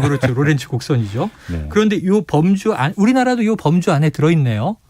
그런데 전체적으로는 어쨌든 보유세를 많이 거두면 이 정부가 혹은 국가가 불평등을 조금 이제 절충하는 효과를 내기 때문에 그 돈을 국가가 본래 쓰는 형태로 쓰게 될 텐데 이 보유세라는 것이 자산이 많은 사람에게서 걷는 돈이기 때문에 더 효과가 크더라는 겁니다. 우리가 흔히 세금의 이제 역할을 이야기할 때 맞습니다. 이 많이 부유한 사람으로부터 세금을 많이 받아서 결국은 이제 열악한 사회적 약자에게 정부가 지원을 한다. 이렇게 생각을 하니까 이제 돈을 흐르게 만드는 효과가 있겠죠. 자, 그런데 이게 우리 듣는 청취자분들이 여러 가지 문제 제기를 하실 수 있을 것 같아요. 맞습니다. 자, 부동산 보유세를 거두면서 이 불평등을 꼭 고려해야 하는 것이냐? 이게 정책적으로 필요한 것이냐? 옳은 것이냐? 이런 문제 제기를 하면 어떤 답변을 하시겠어요? 여기에 대한 대답도 보고서에 그리고 그 연구원 분들의 말씀에 담겨 있습니다. 그래요? 판단이 다를 수 있다. 판단이 다를 수 있고 그리고 정치적으로 반대하실 수도 있다. 근데 세계적인 트렌드인 건 분명하다. 어떤 트렌드냐? 세계은행, 월드뱅크나 OECD나 IMF 같은 기관은 그렇게 하라라고 합니다. 그러니까 보유세를 강화해서 불평등을 완화하라. 왜냐하면 사회 불평등이 심화되고 있는 현상이 지금 거의 대부분의 선진국에서 발생하고 그래서 정치적 갈등도 되고 이 현상에 정면 대응을 해야 되는데 그 수단은 세금일 수밖에 없고 정부 대응력 측면에서도 부의 재분배 효과가 큰 그런 보유세를 활용할 필요성이 크다. 이게 다 공통적인 세계적인 기관들의 정책 제언이라는 겁니다. 실제로 IMF가 최근에 한국에 낸 정책 권고 4가지 사항이 있었는데 보유세는 올리고 거래세는 내려라. 딱 이렇게 돼 있습니다. 권고가 보유세는 올리고 거래세는 네. 내려라. 네. 국제적인 트렌드로 네. 세계 금융기구에서 이런 권고를 하고 있네요. 네. 재밌습니다. 자, 우리의 불평등 심각합니까? 상위 10%, 하위 50% 이런 비교로 보면 네. 정말 심각하구나 알 수 있습니다. 아, 그래요. 소득의 차원에서 보면요. 이게 세계 불평등 연구소가 발간하는 2022년 소득 불평등 세계 보고서를 보면 네. 상위 10%가 46% 가지고 있습니다. 지금 하위 50%는 3분의 1 정도 16% 가지고 있습니다. 10%가 50%보다 3배 더 가지고 있습니다. 부의 보유 정도가 점점 벌어지고 있습니다. 그런데 방금 말씀드린 건 소득이고 자산, 부동산이나 뭐 금융자산 이런 건 훨씬 더 심합니다. 이게 상위 10%가 60% 가까이 가지고 있고요. 네. 하위 50%는 5%. 아이고. 정말 차이가 많습니다. 야, 소득도 불평등이 꽤 있는데 네. 그러니까 우리가 뭐 월급이죠. 급여. 네. 그런데 이게 자산, 예를 들면 부동산, 동산 등 네. 이 보유는 더 심각하다. 우리는 거의 절대적으로 부동산인 겁니다. 그러면은 보유세 올리고 거래세 내려라. 우리나라는 바로 적용해야 되겠네요. 예. 현 세율 수준 봐도 그렇습니다. 예. 지금 보유세 실효세율이 OECD 평균보다 낮습니다. 그 보유세 실효세율이라는 것, 그러니까 네. 민간 부동산 자산 총액 대비 보유세 비중 이걸 집계하는 15개 OECD 국가 가운데 네. 우리는 거의 한 절반 정도 수준밖에 보유세를 안 걷고 있고, 근데 거래세는 GDP 대비 비중으로 보면 1.75, OECD 평균이 0.44니까 네. 상당히 많이 높다. 반대잖아요, 그럼. 그러니까 권고하고 좀 있는 거예요. 조정을 해야 된다는 네, 거예요. 그러니까 보유세를 올리고 거래세 내려라. 이게 권고인데 맞습니다. 우리는 보유세는 다른 나라보다는 좀 상대적으로 낮고 거래세는 높은 편이다. 네. 좀 거꾸로 돼 있다. 이렇게 이해가 되네요. 맞습니다. 자, 현 정부 정책 방향이 대체로는 이제 세부담을 낮춘다는 거고요. 시장 기능 정상화를 촉진하겠다. 종부세 사실은 또 손본다. 이렇게 네. 돼 있잖아요. 네. 그러면은 지금 이 연구 결과에 따르면 네. 방향성이나 느낌이 좀 차이가 있는 거죠. 맞습니다. 이 전 정부 그러니까 현 정부 말고 문재인 정부에서는 여튼 세금은 강화했고 그리고 이번 정부에서는 여튼 세금은 좀 약화하겠다 이런 기조가 느껴지는데 근데 연구 결과 보면은 세금을 뭉뚱그려서 접근하지 말고 구분하라. 보유세, 거래세 이렇게 구분하라는 거고 여기에 대해서 연구소에서는 지속 가능한 성장, 불평등 완화의 측면에서 수행한 연구니까 이 연구가 이런 측면에서 우리에게는 의미가 있다라고 하니 여러분들은 경제에 미치는 효과 측면에서 이 세금을 좀 달리 보는 계기가 되셨으면 좋겠다는 생각이 흔히 뭐 부동산 시장은 경제 문제고 이 불평등 이건 사회적 문제나 복지 문제 아니야 그러는데 지금은 모든 게 다 연결돼서 돌아가니까 불평등까지 고려하면서 세금에 대한 또 제도를 조절할 필요가 있겠다. 자, 저는 방송했으니까 그럼 정부에다가 이 얘기를 좀 서 기자님이 제언하셔야 되잖아요. 그러려고 했더니 국책연구기관이니까 보고서는 이미 정부로 올라갔겠군요. 그렇습니다. 네, 좀 잘 검토해서 앞으로 제도에 이 세계적인 트렌드와 함께 우리가 글로벌 스탠다드 많이 강조하는데 이게 좀 바로 잡히고 불평등 완화, 지속가능 성장에 도움이 되길 기대해 봅니다. 오늘도 아주 유익한 얘기 들었습니다. 경제본부 KBS 보도본부의 서영민 기자였습니다. 고맙습니다. 감사합니다. 최영일의 시사본부는 여러분과 함께합니다. 짧은 문자 50원, 긴 문자 100원이 드는 샵 9730. 라디오 어플 콩과 유튜브는 무료로 참여하실 수 있습니다.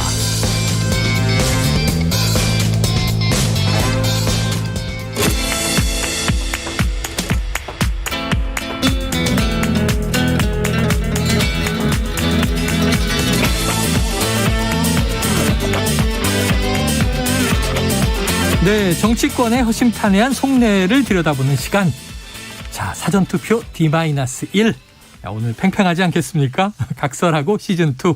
자, 오늘은요, 더불어민주당 선대위 대변인 지내신 현근택 변호사 나와 계시고요. 어서 오세요. 네, 안녕하세요. 현근택입니다. 예, 각설하고에는 처음 나오시지만 이미 인터뷰를 제가 했습니다. 최근에. 국민의힘 선대위 부위원장을 맡고 계신 정미경 최고위원 나오셨습니다. 어서 오세요. 네, 안녕하세요. 네, 자, 두 분이 이제 키워드를 뽑아주셔서 하나씩 사이좋게 이제 토론을 해볼 텐데 사실 오늘 팽팽하지 않겠습니까? 자, 왕장관 한동훈, 박지현 왜 날 뽑으셨나? 둘 다 이제 인물이 먼저 나오는데 불꽃 튈 것 같은 느낌이 듭니다. 자, 먼저 현근택 변호사님께 기회를 드리죠. 야당이니까. 왕장관 한동훈. 그런데 육성을 한 자락 듣고 이야기를 이어가 보겠습니다. 역대 정부 민정수석실을 대신해 공직 후보자의 인사검증 업무를 맡게 될 새로운 조직, 공식 명칭은 인사정보관리단으로 정해졌습니다. 한동훈 법무장관 직속으로 꾸려집니다. 우리나라의 인사검증을 잘하는 그 인력들이 그렇게 많지는 않습니다. 그런 공무원들이 있거든요.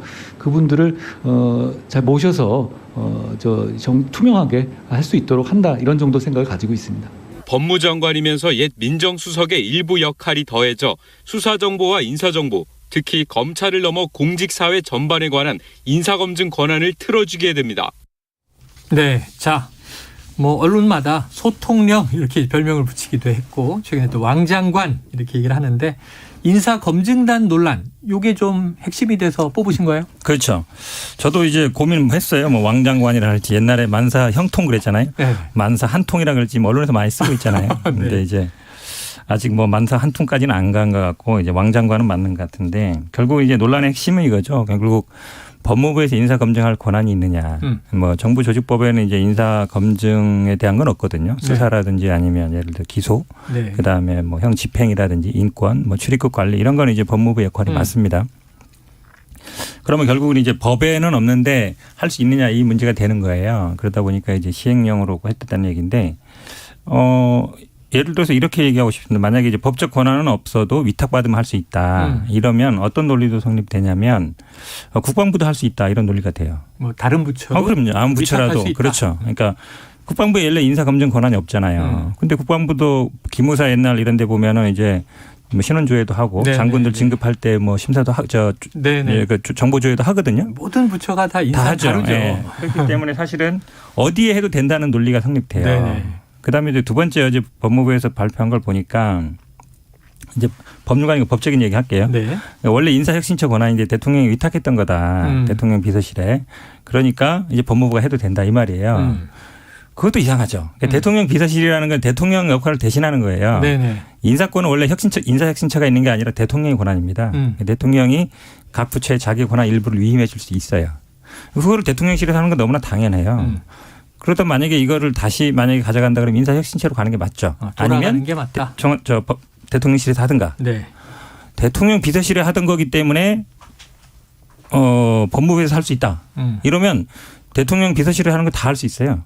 NSC도 법무부에서 할 수 있고, 그다음에 외교안보 사안도 다룰 수 있고, 네. 다 그런 논리가 되거든요. 그래서 제가 보기엔 기본적으로 법무부의 어제 해명은 제가 보기엔 이해가 안 간다. 이해가 안 간다. 네. 그리고 자, 오늘은 두 분 다 법조인이십니다. 그래서 지금 이제 현 변호사께서 이제 법적인 문제를 제기하셨으니까, 지금 법무부는 정부조직법상 인사검증 권한 없다, 이거 편법이다. 지금 정최고 의원 어떻게 보세요? 아니, 편법 아니죠. 윤석열 대통령께서 후보 시절에 공약한 것 중에 민정수석 폐지했잖아요. 네네.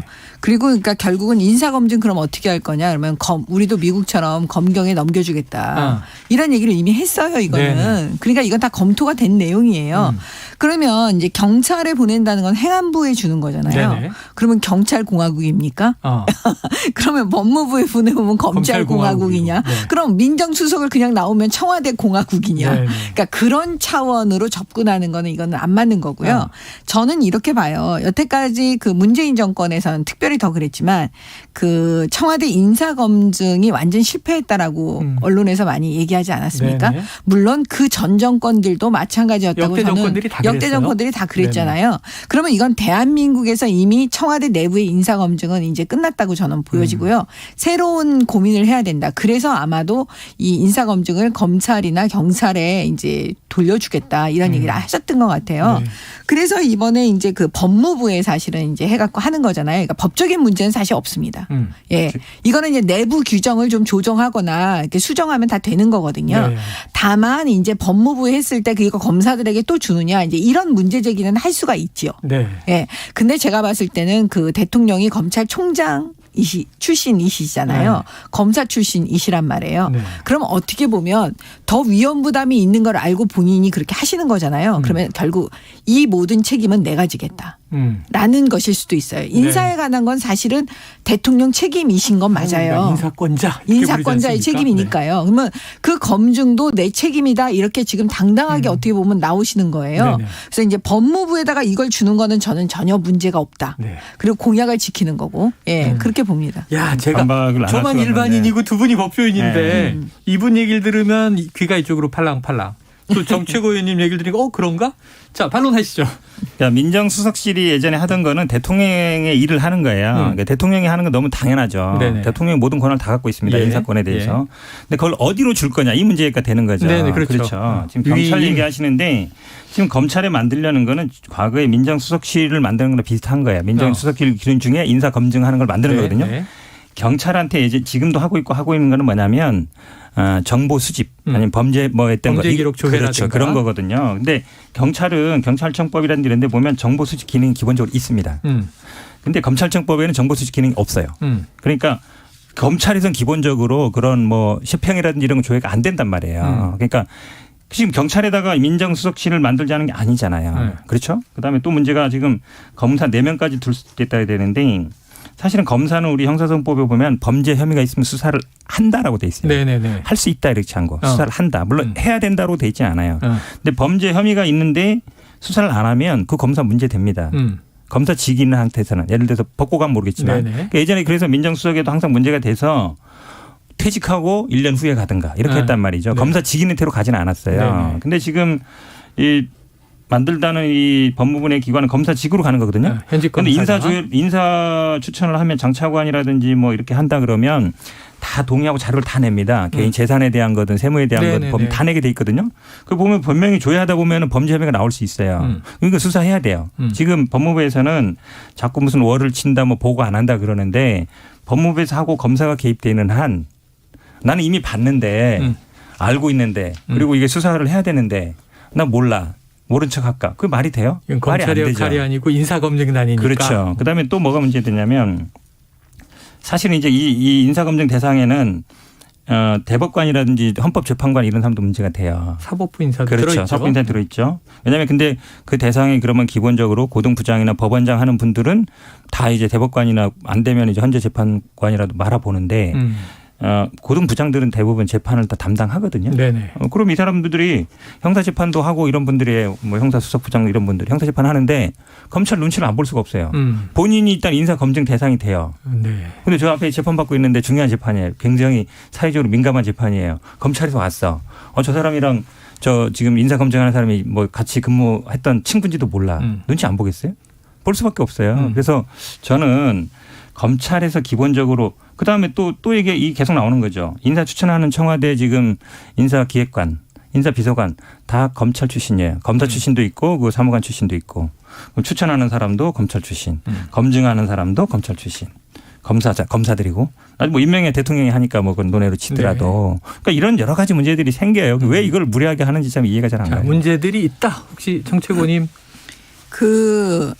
예를 들어서 지난번에 김남국 의원이었나요? 네네. 이모 교수 하면 그냥 이모. 한동훈 한동훈 인사청문회. 지금 우리 현근택 변호사님이 얘기하면 약간 그런 느낌이에요. 그러니까 더 치밀하게 말씀을 하셔야 되는데 이 인사 검증 업무예요. 인사팀에서. 그러면 여기서 무슨 비위를 알게 되면 너 수사 안 하면 직무유기다. 너 검사니까. 네. 그렇지 않습니다. 왜냐하면 자기의 직무가 수사의 직무였을 때 대가를 받고 눈을 감아주고 수사를 안 했을 때 직무유기가 되는 거죠.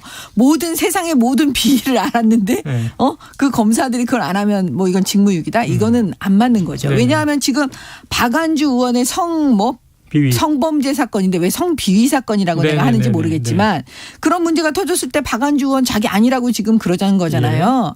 그러니까 그렇기 때문에 이 인사검증 업무를 할 때 어떤 의혹을 어떤 비위 공무원 비위 사건이라든지 여러 가지 의혹이 제기됐을 때 그거는 그 절차 안에서 어떤 과정을 거쳐서 그게 수사를 하든지 안 하든지 이렇게 되는 거지 바로 안 해갖고 이건 검사니까 그거 알았을 때 직무유기 된다. 이거는 아닙니다. 심각한 건 일단. 뭐 또 이 저 수사 의뢰를 하게 되겠죠. 그렇죠. 그거는 그 절차에 맞게 하는 거니까 이거는 검사가 하는 있다? 거다.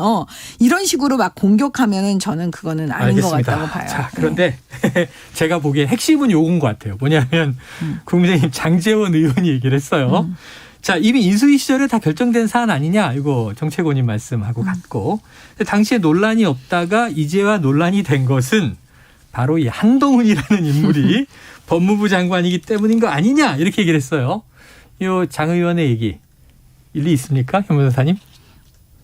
어떻게 보세요? 저는 꼭 한동훈이기 때문에 문제는 아니라고 보는데 한동훈 장관이기 때문에 더 문제가 되긴 하죠. 왜냐하면 최측근이고 뭐 윤핵관 중에 핵관이라고 볼 수 있잖아요. 어찌 보면 거의 분신 그림자 같은 사람인데 지금 모든 권한이 지금 집중되고 있는 거거든요. 네. 그러니까 검찰의 뭐 일단 수사 지휘권이라든지 인사권 이번에 보면 알잖아요. 예. 검찰총장 의견을 그렇게 들어야 된다 하던 분들이 검찰총장 공석이니까 뭐 안 들어도 되고, 그다음에 검찰 인사위 그렇게 해야 된다 분들이 뭐 인사위는 자문국이니까 안 들어도 되고, 안 열렸어요. 안 열고 그냥 본인 뭐 윤석열 라인에 있는 사람들 그냥 쫙 임명했거든요. 아무 뭐 그거에 대해서 꺼리낌이 없어요. 그러니까 윤석열 대통령의 뜻이라고 봐야 되겠죠. 네. 근데 그런 분이 어쨌든 인사 검증까지 하게 된다 그러면 인사 검증이 대부분 아마 장관이라든지 차관 뭐 정무직들이잖아요. 네. 고위직이니까 뭐 대상이 그렇게 많지는 않습니다. 많지는 않은데 그래도 수백 명 됩니다. 대체적으로 후보군들을 가려놓으니까. 네, 네. 그럼 다른 부처에 있는 분들도 내가 장관이라든지 뭐 차관 갈 수 있다라고 네. 염두에 둔다 그러면 법무장관 눈치를 안 볼 수가 없죠. 그럴 거 아니에요. 나중에 검증을 하게 되는데 검증에서 뭐가 나올지 모르잖아요. 사실은 그러면 이 인사권이라는 게 굉장히 중요합니다. 인사가 만사라는 게 결국은 고위직에 갈수록 본인이 나중에 어디를 갈 건가를 염두에 안 둘 수가 없는데 그럴수록 법무부의 힘은 더 커지죠. 모든 부처들에 대해서. 그러니까 제가 보기에 이건 뭐 한동훈 장관이기 때문이기도 하지만 법무부 자체의 어떤 권한이 네. 사실 너무 집중되고 있다. 예. 그게 더 큰 문제인 것 두 같습니다. 가지 문제를 지적해 주셨어요. 인물이 아니어도 제도적으로도 이제 권한 집중은 문제가 있는데 한동훈이어서 더 문제다, 이렇게 얘기해 주셨어요. 혹시 정책원님 뭐 반론이 있습니까? 그거는 그 한동훈 법무부 장관이기 때문에 이제 민주당에서 두려우니까 계속 지금 공격하려고 공격 포인트를 삼는 거고요. 네. 사실은 이거는 어떻게 보면은 새로운 조직. 법무부에서 이제 인사 검증을 책임지고 하겠다라는 그런 시스템을 만드는 과정인 거잖아요. 네네. 그러니까 저는 이거는 사실 문제 없다고 봐요. 그다음에 이 지금 그 대통령께서 인사 검증을 통해서 임명하는 고위공직자들은 사실 그렇게 많지가 않고요. 네, 장차관. 예, 그다음에 장차관이 되실 분들은요. 이 인사 검증을 두려워해서 법무부를 두려워할 정도면 하지 말아야죠. 공직을 하지 말아야 공직하지 말아야지. 그 정도 장차관을 하려고 그러면 자기가 그걸 목표로 했으면 평소에 깨끗하게 살아야 되는 거죠. 네. 검증에 걸리지 않을 정도로. 예. 그걸 가지고 눈치를 보면서 법무부 눈치를 보고 뭐 한동훈 눈치를 보고 저는 그거는 너무나 아까 그 이모 교수. 예? 이모 뭐 거의 그 수준인 거예요. 그거에 자꾸 비교하지 마시고요. 네. 그거는 뭐 제가 굉장히 모욕적으로 느끼니까 그렇게 표현하지 마시고 사실은 이제 지금 한동훈 장관 같은 경우는 일단 법무부 장관이기도 하지만 네. 민정수석 역할도 하는 거거든요. 그러니까 민정수석 권한이 일부를 하는 거죠. 장관에게 더해졌다. 요건 동의하세요? 아니죠. 네. 지금 그런 부분들에 대해서 이걸 새로 지금 시스템을 만드니까 법무부 장관이 인사 검증 업무에 손대지 못하도록 하는 걸 지금 만들려고 하는 것 같아요. 예, 그러니까 그런 부분은 걱정 안 하셔도 될 것 같습니다. 제도적으로 장치를 만들 것이다. 민정수석의 기능 중에 가장 중요한 게 인사 검증 아니겠습니까? 그랬죠. 물론 뭐 그렇게 법적인 뭐 법무보좌관이라든지 있지만 인사 검증이 되게 중요한 거거든요. 그게 결국 가는 건 맞아요. 그리고 지금 사실상 검찰총장도 거의 직할체제로 만든 거거든요. 검사장이라든지 이런 분들 거의 본인이 어쨌든 윤석열 라인의 분들이 임명했기 때문에 생각해 보면 지금 검찰총장 누가 있는지 그렇게 중요하지 않아요. 왜냐하면 어차피 그 라인에서 할 거기 때문에. 그러면 과거의 법무부 장관 그다음에 검찰총장 민정수석의 역할을 한 사람이 하는 거예요. 사실상. 저는 그렇게 봅니다. 자, 두 분 얘기를 들으니까 이게 좀 언론 보도를 보면서 막연했는데 자, 어떤 제도적 시스템으로 가는 거구나. 또 어떤 우려가 있구나. 양쪽의 이야기가 들어와요. 그런데 문제는 국민적인 그냥 일반 이 인식에서는 검사가 너무 많다. 이런 얘기를 이제 언론도 그렇고 많이 하는 거죠. 우리 정책원님은 또 검사 출신이시니까 그런 지적은 어떻게 보세요? 그런 지적은 맞을 수 있죠. 네. 예, 검사가 많아 보이잖아요, 네. 실제로. 예, 그러니까 그런 부분은 앞으로 이제 대통령께서 지금은 사실은 이제 초기 이 내각이나 초기 인사들을 하고 있는 과정에서 네. 어떻게 보면 대통령이 지금까지 신뢰하고 알 수 있는 아는 분들을 네네. 사실은 이제 인재로 쓸 수 있잖아요. 네네. 그런데 이제 앞으로 그거는 제가 볼 때는 염두에 두실 것 같아요. 해소되지 않겠는가? 예, 예. 자, 청취자 의견 막 날아오고 있습니다. 청취자 5172님은 어디서 하는지가 중요한가요? 지금보다 잘하는 게 중요한 거 아닐까요? 생각을 바꿔야 세상이 바뀌지요? 하고 이제 찬성 입장이에요. 또 다른 청취자 6726님은 아무리 능력 있고 도덕적 흠결이 없는 사람이라도 저렇게 검사들이 많은 인사검증 과정을 밟아가면서 한자리 할 사람이 있을까 싶기도 합니다. 검찰공화국은 실패로 돌아갈 뿐입니다. 하는 또 이제 비판적인 의견 주셨어요. 여러 가지 양측의 의견이 다 나오는데 지금 이제 정치권님이 말씀하신 거하고 연결이 됩니다. 오늘 또 다른 내각 인선 속보가 나왔습니다. 오전에 사회부총리 겸 교육부 장관 그리고 보건복지부 장관 자 박순애 후보자 김승희 후보자가 내정이 됐습니다. 자 얼마 전 경찰 치안정감 승진에 송정혜라는 인물도 들어갔고요. 그러니까 윤 대통령이 좀 새 정부 내각에 여성이 부족하다 이런 지적을 받아들인 걸로 보십니까, 현 변호사님? 네, 제가 그렇게 봅니다. 지난번에 아마 바이든 대통령과의 그 회담 기자회견이 굉장히 분기점이 된 것 같아요. 외신 기자 네, 그렇죠. 원래 미국 기자한테 대통령한테 묻지 말라 그랬는데 물었잖아요. 네. 여성의 내각이 부족한데 어떻게 된 거냐? 어떻게 노력할 거냐? 그랬더니 윤석열 대통령이 약간 말 실수를 했죠. 왜냐하면 그 직전까지 올라온 사람이 별로 없다. 네. 한마디로 얘기하면 이제 시키려고 안 시킬 생각이 있던 게 아니라 네. 시킬 생각은 있는데 할 만한 사람이 없었다 이 얘기를 한 거잖아요. 그리고 굉장히 이게 논란이 됐었는데 그리고 엊그제 이제 국회의장단과의 얘기에서도 내가 좀 생각이 좀 빠다. 그래서 바로 나온 거잖아요. 네네. 그러니까 두 분 장관 그다음에 뭐 식품의약처 장관도 어쨌든 여성으로 임명하는데 저는 잘했다고 봅니다. 네. 왜냐하면 이게 꼭 뭐 몇 프로 따지는 것도 중요하지만 우리 여성이라든지 지역이라든지 이런 분은 어느 정도 안배를 해줘야 돼요. 학교라든지 탕평 얘기 그러니까 많이 학교도 보니까 아마 뭐 특정 대학 없던 대학에 들어갔던데 저는 그런 게 필요하다고 봅니다. 왜냐하면 우리나라 국민들이 다양하잖아요. 네. 다양한 대학, 뭐 다양한 지역, 다양한 뭐 있기 때문에 약간 소외될 수 있는 분들은 배려를 해줘야 돼요. 근데 그 부분을 그냥 능력만 보고 했다라고 하면 사실은 소외되는 분이 너무 많아요. 왜냐하면 그거 해당 안 되는 분이 뭐 인구의 90% 이상이 되거든요. 그러면 그분들이 생각하기에는 우리는 아무리 해도 안 되는구나 이런 생각을 안 할 수가 없거든요. 네. 그래서 저는 이번에 어쨌든 뭐 이분들이 능력이라든지 실력이라든지 전문성 모르겠지만 그래도 여성들을 배려한 거는 잘했다 이렇게 생각합니다. 네, 그래도 좀 이제 윤석열 대통령이 또 사실은 뭐 언론 보도 보니까 그 질문 듣고 조금 이제 성찰을 하신 그런 분위기인데 아까 정치권님이 말씀하신 맥락으로 이해하시면 되는 거죠? 아니 근데 이제 보통 이제 우리 현 변호사님처럼 뭐 여성들에 대해서 능력은 모르겠지만 배려하고 뭐 소외된 계층 막 이렇게 얘기하시면 약자로. 능력 있는 여성들이 굉장히 많아요. 사실은 제대로 평가를 받지 못해서 그런 거지. 이제 그런 분들의 사실은 자부심에 약간 상처를 입는 발언일 수가 있어서. 무조건 약자는 아닐 수 있다. 예. 왜냐하면 사실은 이제는 여성들이 그냥 단순히 배려해주는 계층으로 보고 저는 그렇게 생각하지 않아요. 능력을 제대로 인정해달라는 거거든요. 사실은요. 근데 여러 가지 문제 때문에 제대로 인정받지 못했기 때문에 그 부분을 강인선 이제 대변인 직언을 이제 해주셨다고 이제 언론 보도를 보고 맞아요. 알았는데 그 부분에 대해서 우리 그 윤석열 대통령 굉장히 솔직하게 정신이 번쩍 났다. 시야가 내가 좁아서 그랬고 정치를 시작한 지 얼마 안 돼서 내가 잘 몰랐다는 취지로 말씀을 해주셨는데 그 말씀에 사실 제 마음도 움직였거든요. 저는 많은 여성들이 일하는 여성들이 이 커리어 우먼들이 이 말씀에 마음이 움직였다고 저는 봐요. 그래요. 알겠습니다. 제가 뭐 그 능력이 부족하다는 게 아니고 그러니까 이거는 결국은 윤석열 대통령의 발을 비판하다 보니까 나온 거예요. 한마디로 얘기하면 시키려고 보니까 사람이 없었다는 얘기잖아요. 그러니까 자기 본인은 어쨌든 능력과 이것만 기준으로 선정했다고 했는데 하필이면 여성들이 없었다는 거거든요. 지금 두 분 얘기를 제가 다른 질문으로 바꿔서 여쭤볼게요. 이게 대선 과정에서 문제가 됐던 건데 그동안은 구조적 성평등은 없다 이렇게 주장했던 윤석열 후보 당시 당선인 지금 대통령. 그런데 지금 그 외신 기자의 답변을 들어보면 이 여성들에게 유리천장이 존재한다 이렇게 해석될 여지가 있기 때문에 그럼 구조적 성평등이 있다고 인정한 것 아니냐 이런 이제 반론이 있는 거예요. 그건 어떻게 보세요, 정책을? 뭐 그거를 갖다가 구조적 성평등 이렇게 단어를 네. 딱 집어가지고 얘기하면 사실 좀 어려운 말인 네네. 거예요. 네. 왜냐하면 어떤 분야별로 또 다 다를 수가 있고요. 분야마다 다르고. 그다음에 제가 사실 여성으로서 저는 이제 남성 조직인 검찰에 있었고 네네. 정치권으로 나와서도 남성이 보니까 다 많죠? 남성이 많은 거예요. 네네. 되게 어려웠어요.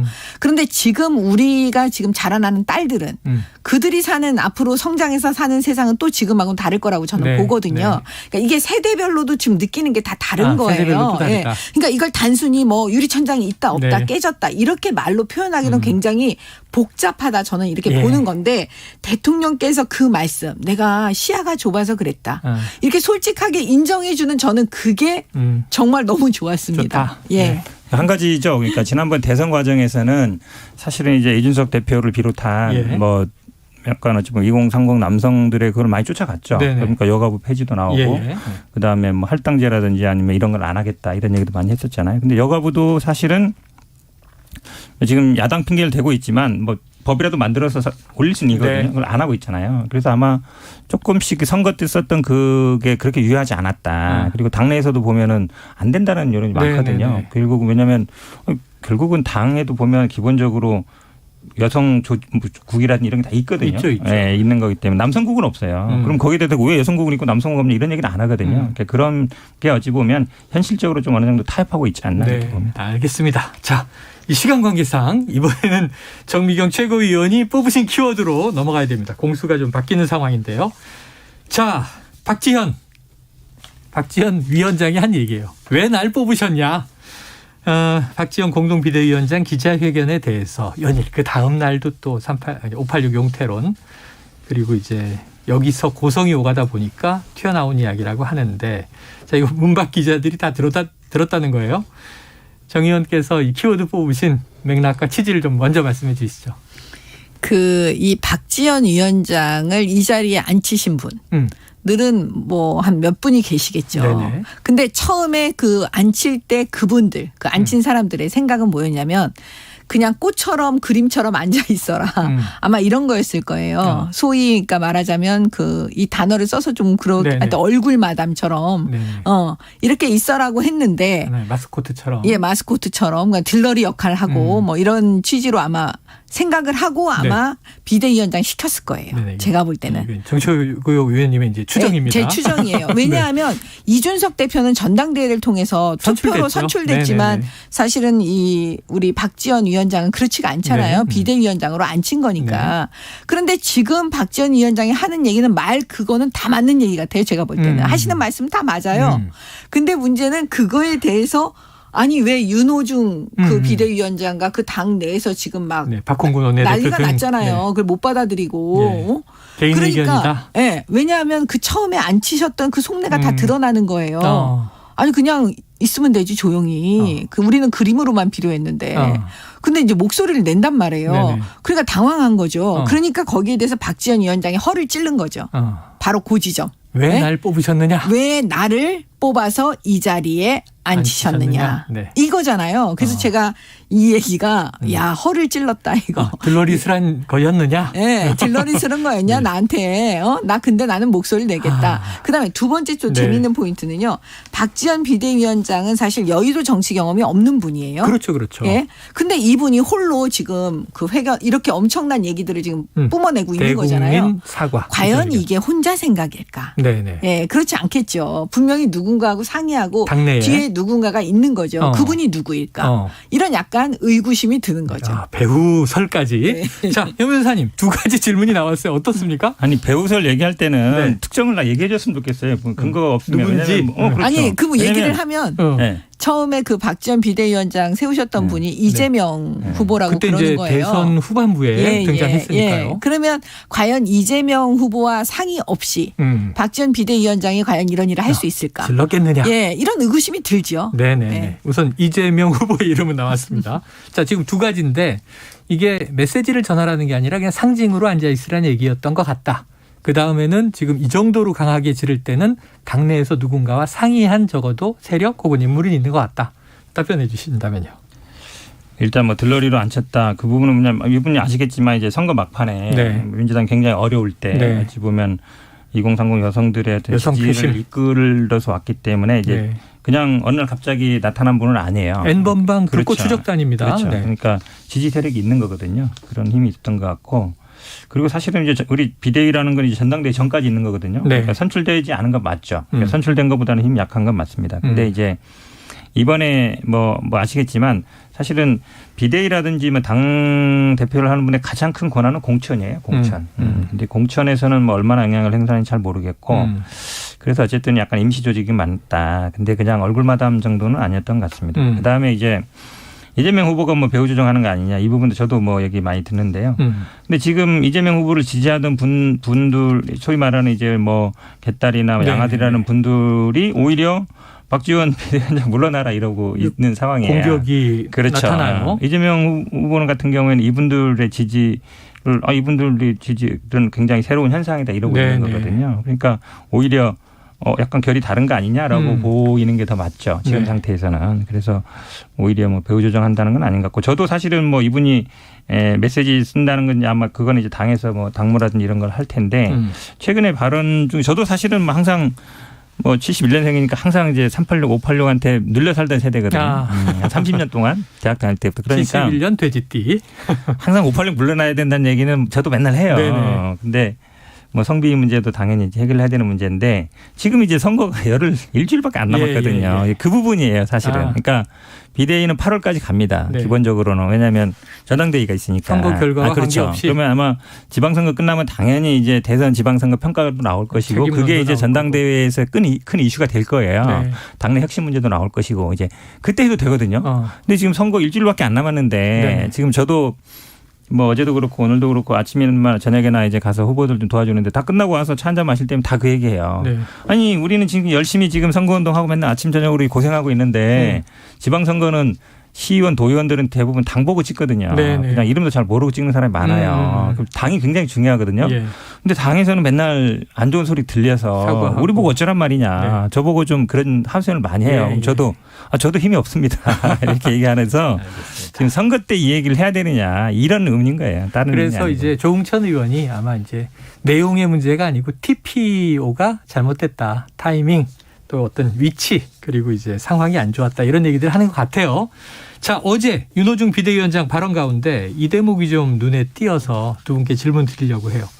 나는 당을 대표하는 사람이다. 박지원 위원장의 개인 행보에 대해 당이 협의를 해줘야 하나.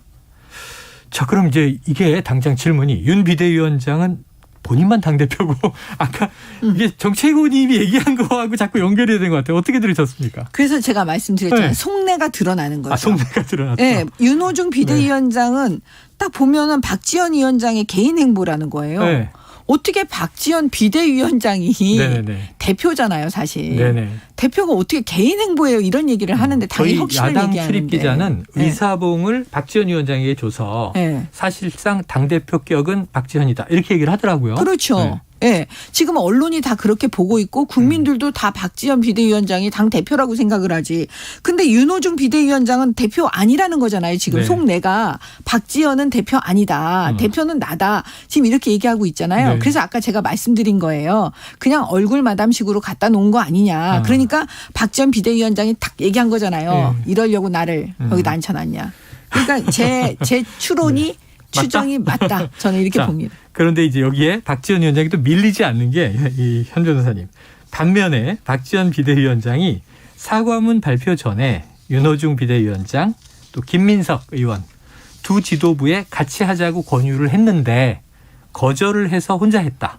자, 어떤 당대표가 여기서 이제 박지원 위원장이 이제 본인이 당대표가 자신의 발표를 일일이 다 협의하고 하나. 이렇게 반론을 제기해서 지금 당대표가 둘처럼 보이는 거예요. 어떻게 좀 설명을 해 주시겠습니까? 엄밀히 따지면 당대표는 없고요. 지금 비대위원장 두 분이 계신 거죠. 공동. 둘 다. 동급인 거죠? 동급이죠. 네. 네, 동급이고 어쨌든 당을 대표하는 건 맞습니다. 비대위원장이 당대표 권한을 가지니까요. 근데 이렇게 뭐 누구 권한이냐 아니면 예를 들어서 뭐 아니 사실은 비대위원장이 본인 발언을 할 수 있죠. 비대위회의에서 할 수 있는 거고. 근데 보통 또 어떤 중요한 이슈를 던질 때는 그걸 뭐 사전에 검열받아라 이런 게 아니라 어느 정도 또 얘기를 하는 게 맞습니다. 네. 공동대표라는 게 냉정히 따져보면 둘 다 대표하는 것 같지만 또 냉정히 따져보면 둘 다 대표가 아닐 수도 있어요. 네. 예, 그런 부분이라서 사실 비대위에서 이런 얘기 나오는 게 좀 저는 그래서 어찌 보면 욕을 먹고 있는 건데 네네. 비대위원장은 아시겠지만 비상 상황에서 예. 현상 유지 잘 끌어가라 이거거든요. 권한 싸움이라는 이게 아니라 그렇죠. 지금 비대위의 가장 큰 힘은 딴 거 없어요. 지방선거를 안정적으로 끄는 게 가장 큰 거예요. 이게 지금 뭐 누구 권한이냐 이게 네네. 따질 때가 아닙니다 지금. 근데 이제 박 위원장은 또 이런 거죠. 왜냐하면 지금 민심을 본인이 청취해보니 사과하고 혁신한다는 얘기를 계속 해야 선거에 도움이 될 것 같은데 왜 그걸 안 하고 가나 또 이런 마음인 것 같아요. 자, 연 사흘째 이 대국민 사과, 어제 이 비대위에서의 발언, 오늘은 또 아침 라디오에 박지원 비대위원장 관심이 참 많이 받고 있는데 이런 얘기를 했어요. 한번 듣고 나서 이야기 나눠보겠습니다.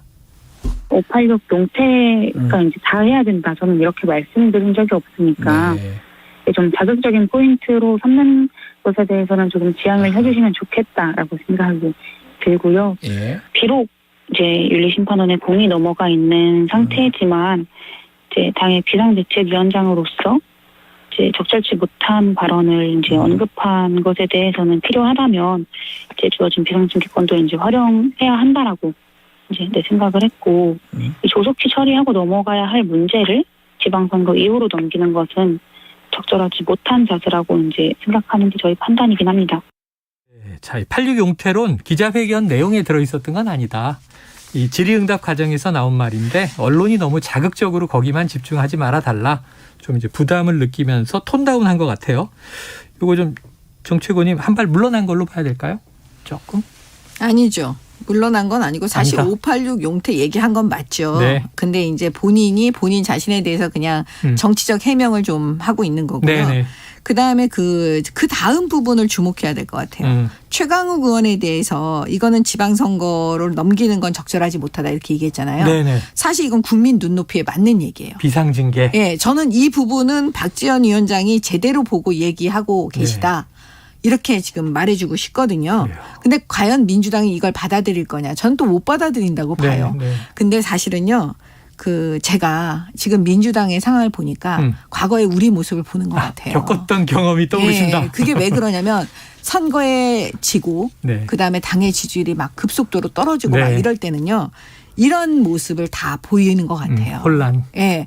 그래서 지금 이때는 사실은 이제 민주당에게 제가 뭐 감히 얘기할 수는 없지만 이 혼란은 어차피 겪어야 돼요. 이거 피해갈 수가 없고요. 이게 이제 장기간을 갈 거냐 아니면 단기로 좁혀질 거냐 이런 문제일 뿐이지 어차피 이 시행착오는 겪게 되어 있다. 그리고 여기서 놓치지 말아야 되는 건 뭐냐면 국민의 눈높이입니다. 그러니까 저는 이 지점에서는 박지원 위원장이 옳은 말을 했다. 라고 말씀드립니다. 경험자, 선험자의 입장에서. 그렇죠. 어차피 겪어야 될 과정인데 사실 당내에서는 이제 386이라고 칭이 돼 있지만 더 뜨거운 이슈는 뭐냐면 요새는 586 됐어요. 586이죠. 나이가 죄송합니다. 드러났어요. 86이라고 86. 삼선 초과 금지. 그게 가장 뜨거워요. 사실 왜냐하면 대선 때도 이게 나왔었고. 맞아요. 그러니까 사실은 86 용태라 그러면 586이 너무 많으니까 누군지 잘 모르잖아요. 근데 3선 이상 된 사람들은 다음에 같은 제가 못 나온다 그러면 딱 특정이 돼요. 누군지 몇 명 딱 나오거든요.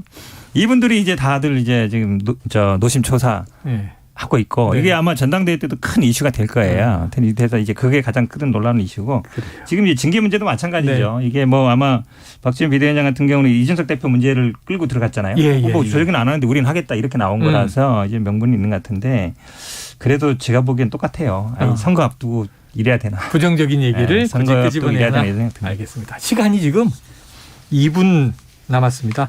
한마디씩 여쭤봐야 되는데 자 이재명 후보 말이에요. 지금 총괄선대위원장이기도 하고 개항을 해서 지지율이 생각보다 안 나와서 지금 박 위원장 얘기하고 있으니까 혹시 책임론 희생양 되는 거 아니냐 이런 비판도 나와요. 정 최고님 선험자 입장에서 좀 미래를 예견해 보면 아니 그래서 우리가 그냥 다 얘기했잖아요. 이재명 후보 나오면 안 된다고. 예. 왜냐하면 대선에서 패배한. 나오지 말았어야 한다. 예, 처음부터 나오지 말았어야 되는 거예요. 이거를 많이 예측을 못했다? 그러면 그 민주당이 모든 책임을 다 져야 되는 거죠. 그러니까 박지원 비대위원장의 아쉬운 지점은 제가 말씀드리는 게 왜 그때 이재명을 공천했냐 이거예요. 뭐 당이 불러서 한다며요. 그러니까 공천하지 말았어야죠.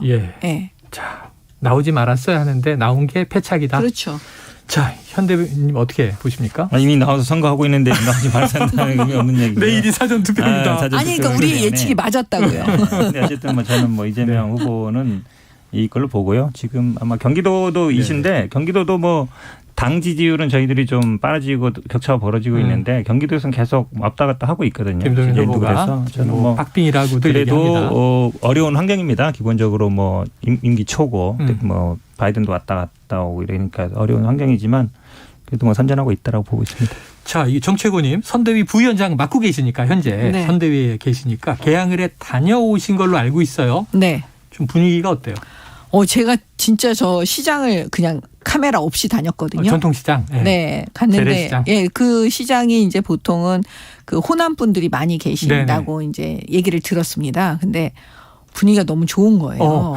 예, 그래서 이 이재명 그 후보에 대해서 그 어떻게 보면은 그 인천 시민들 마음이요. 네. 약간 그 자부심과 자긍심을 다치게 한 것 같아요. 이재명 후보를 거기에 공천함으로써. 네네.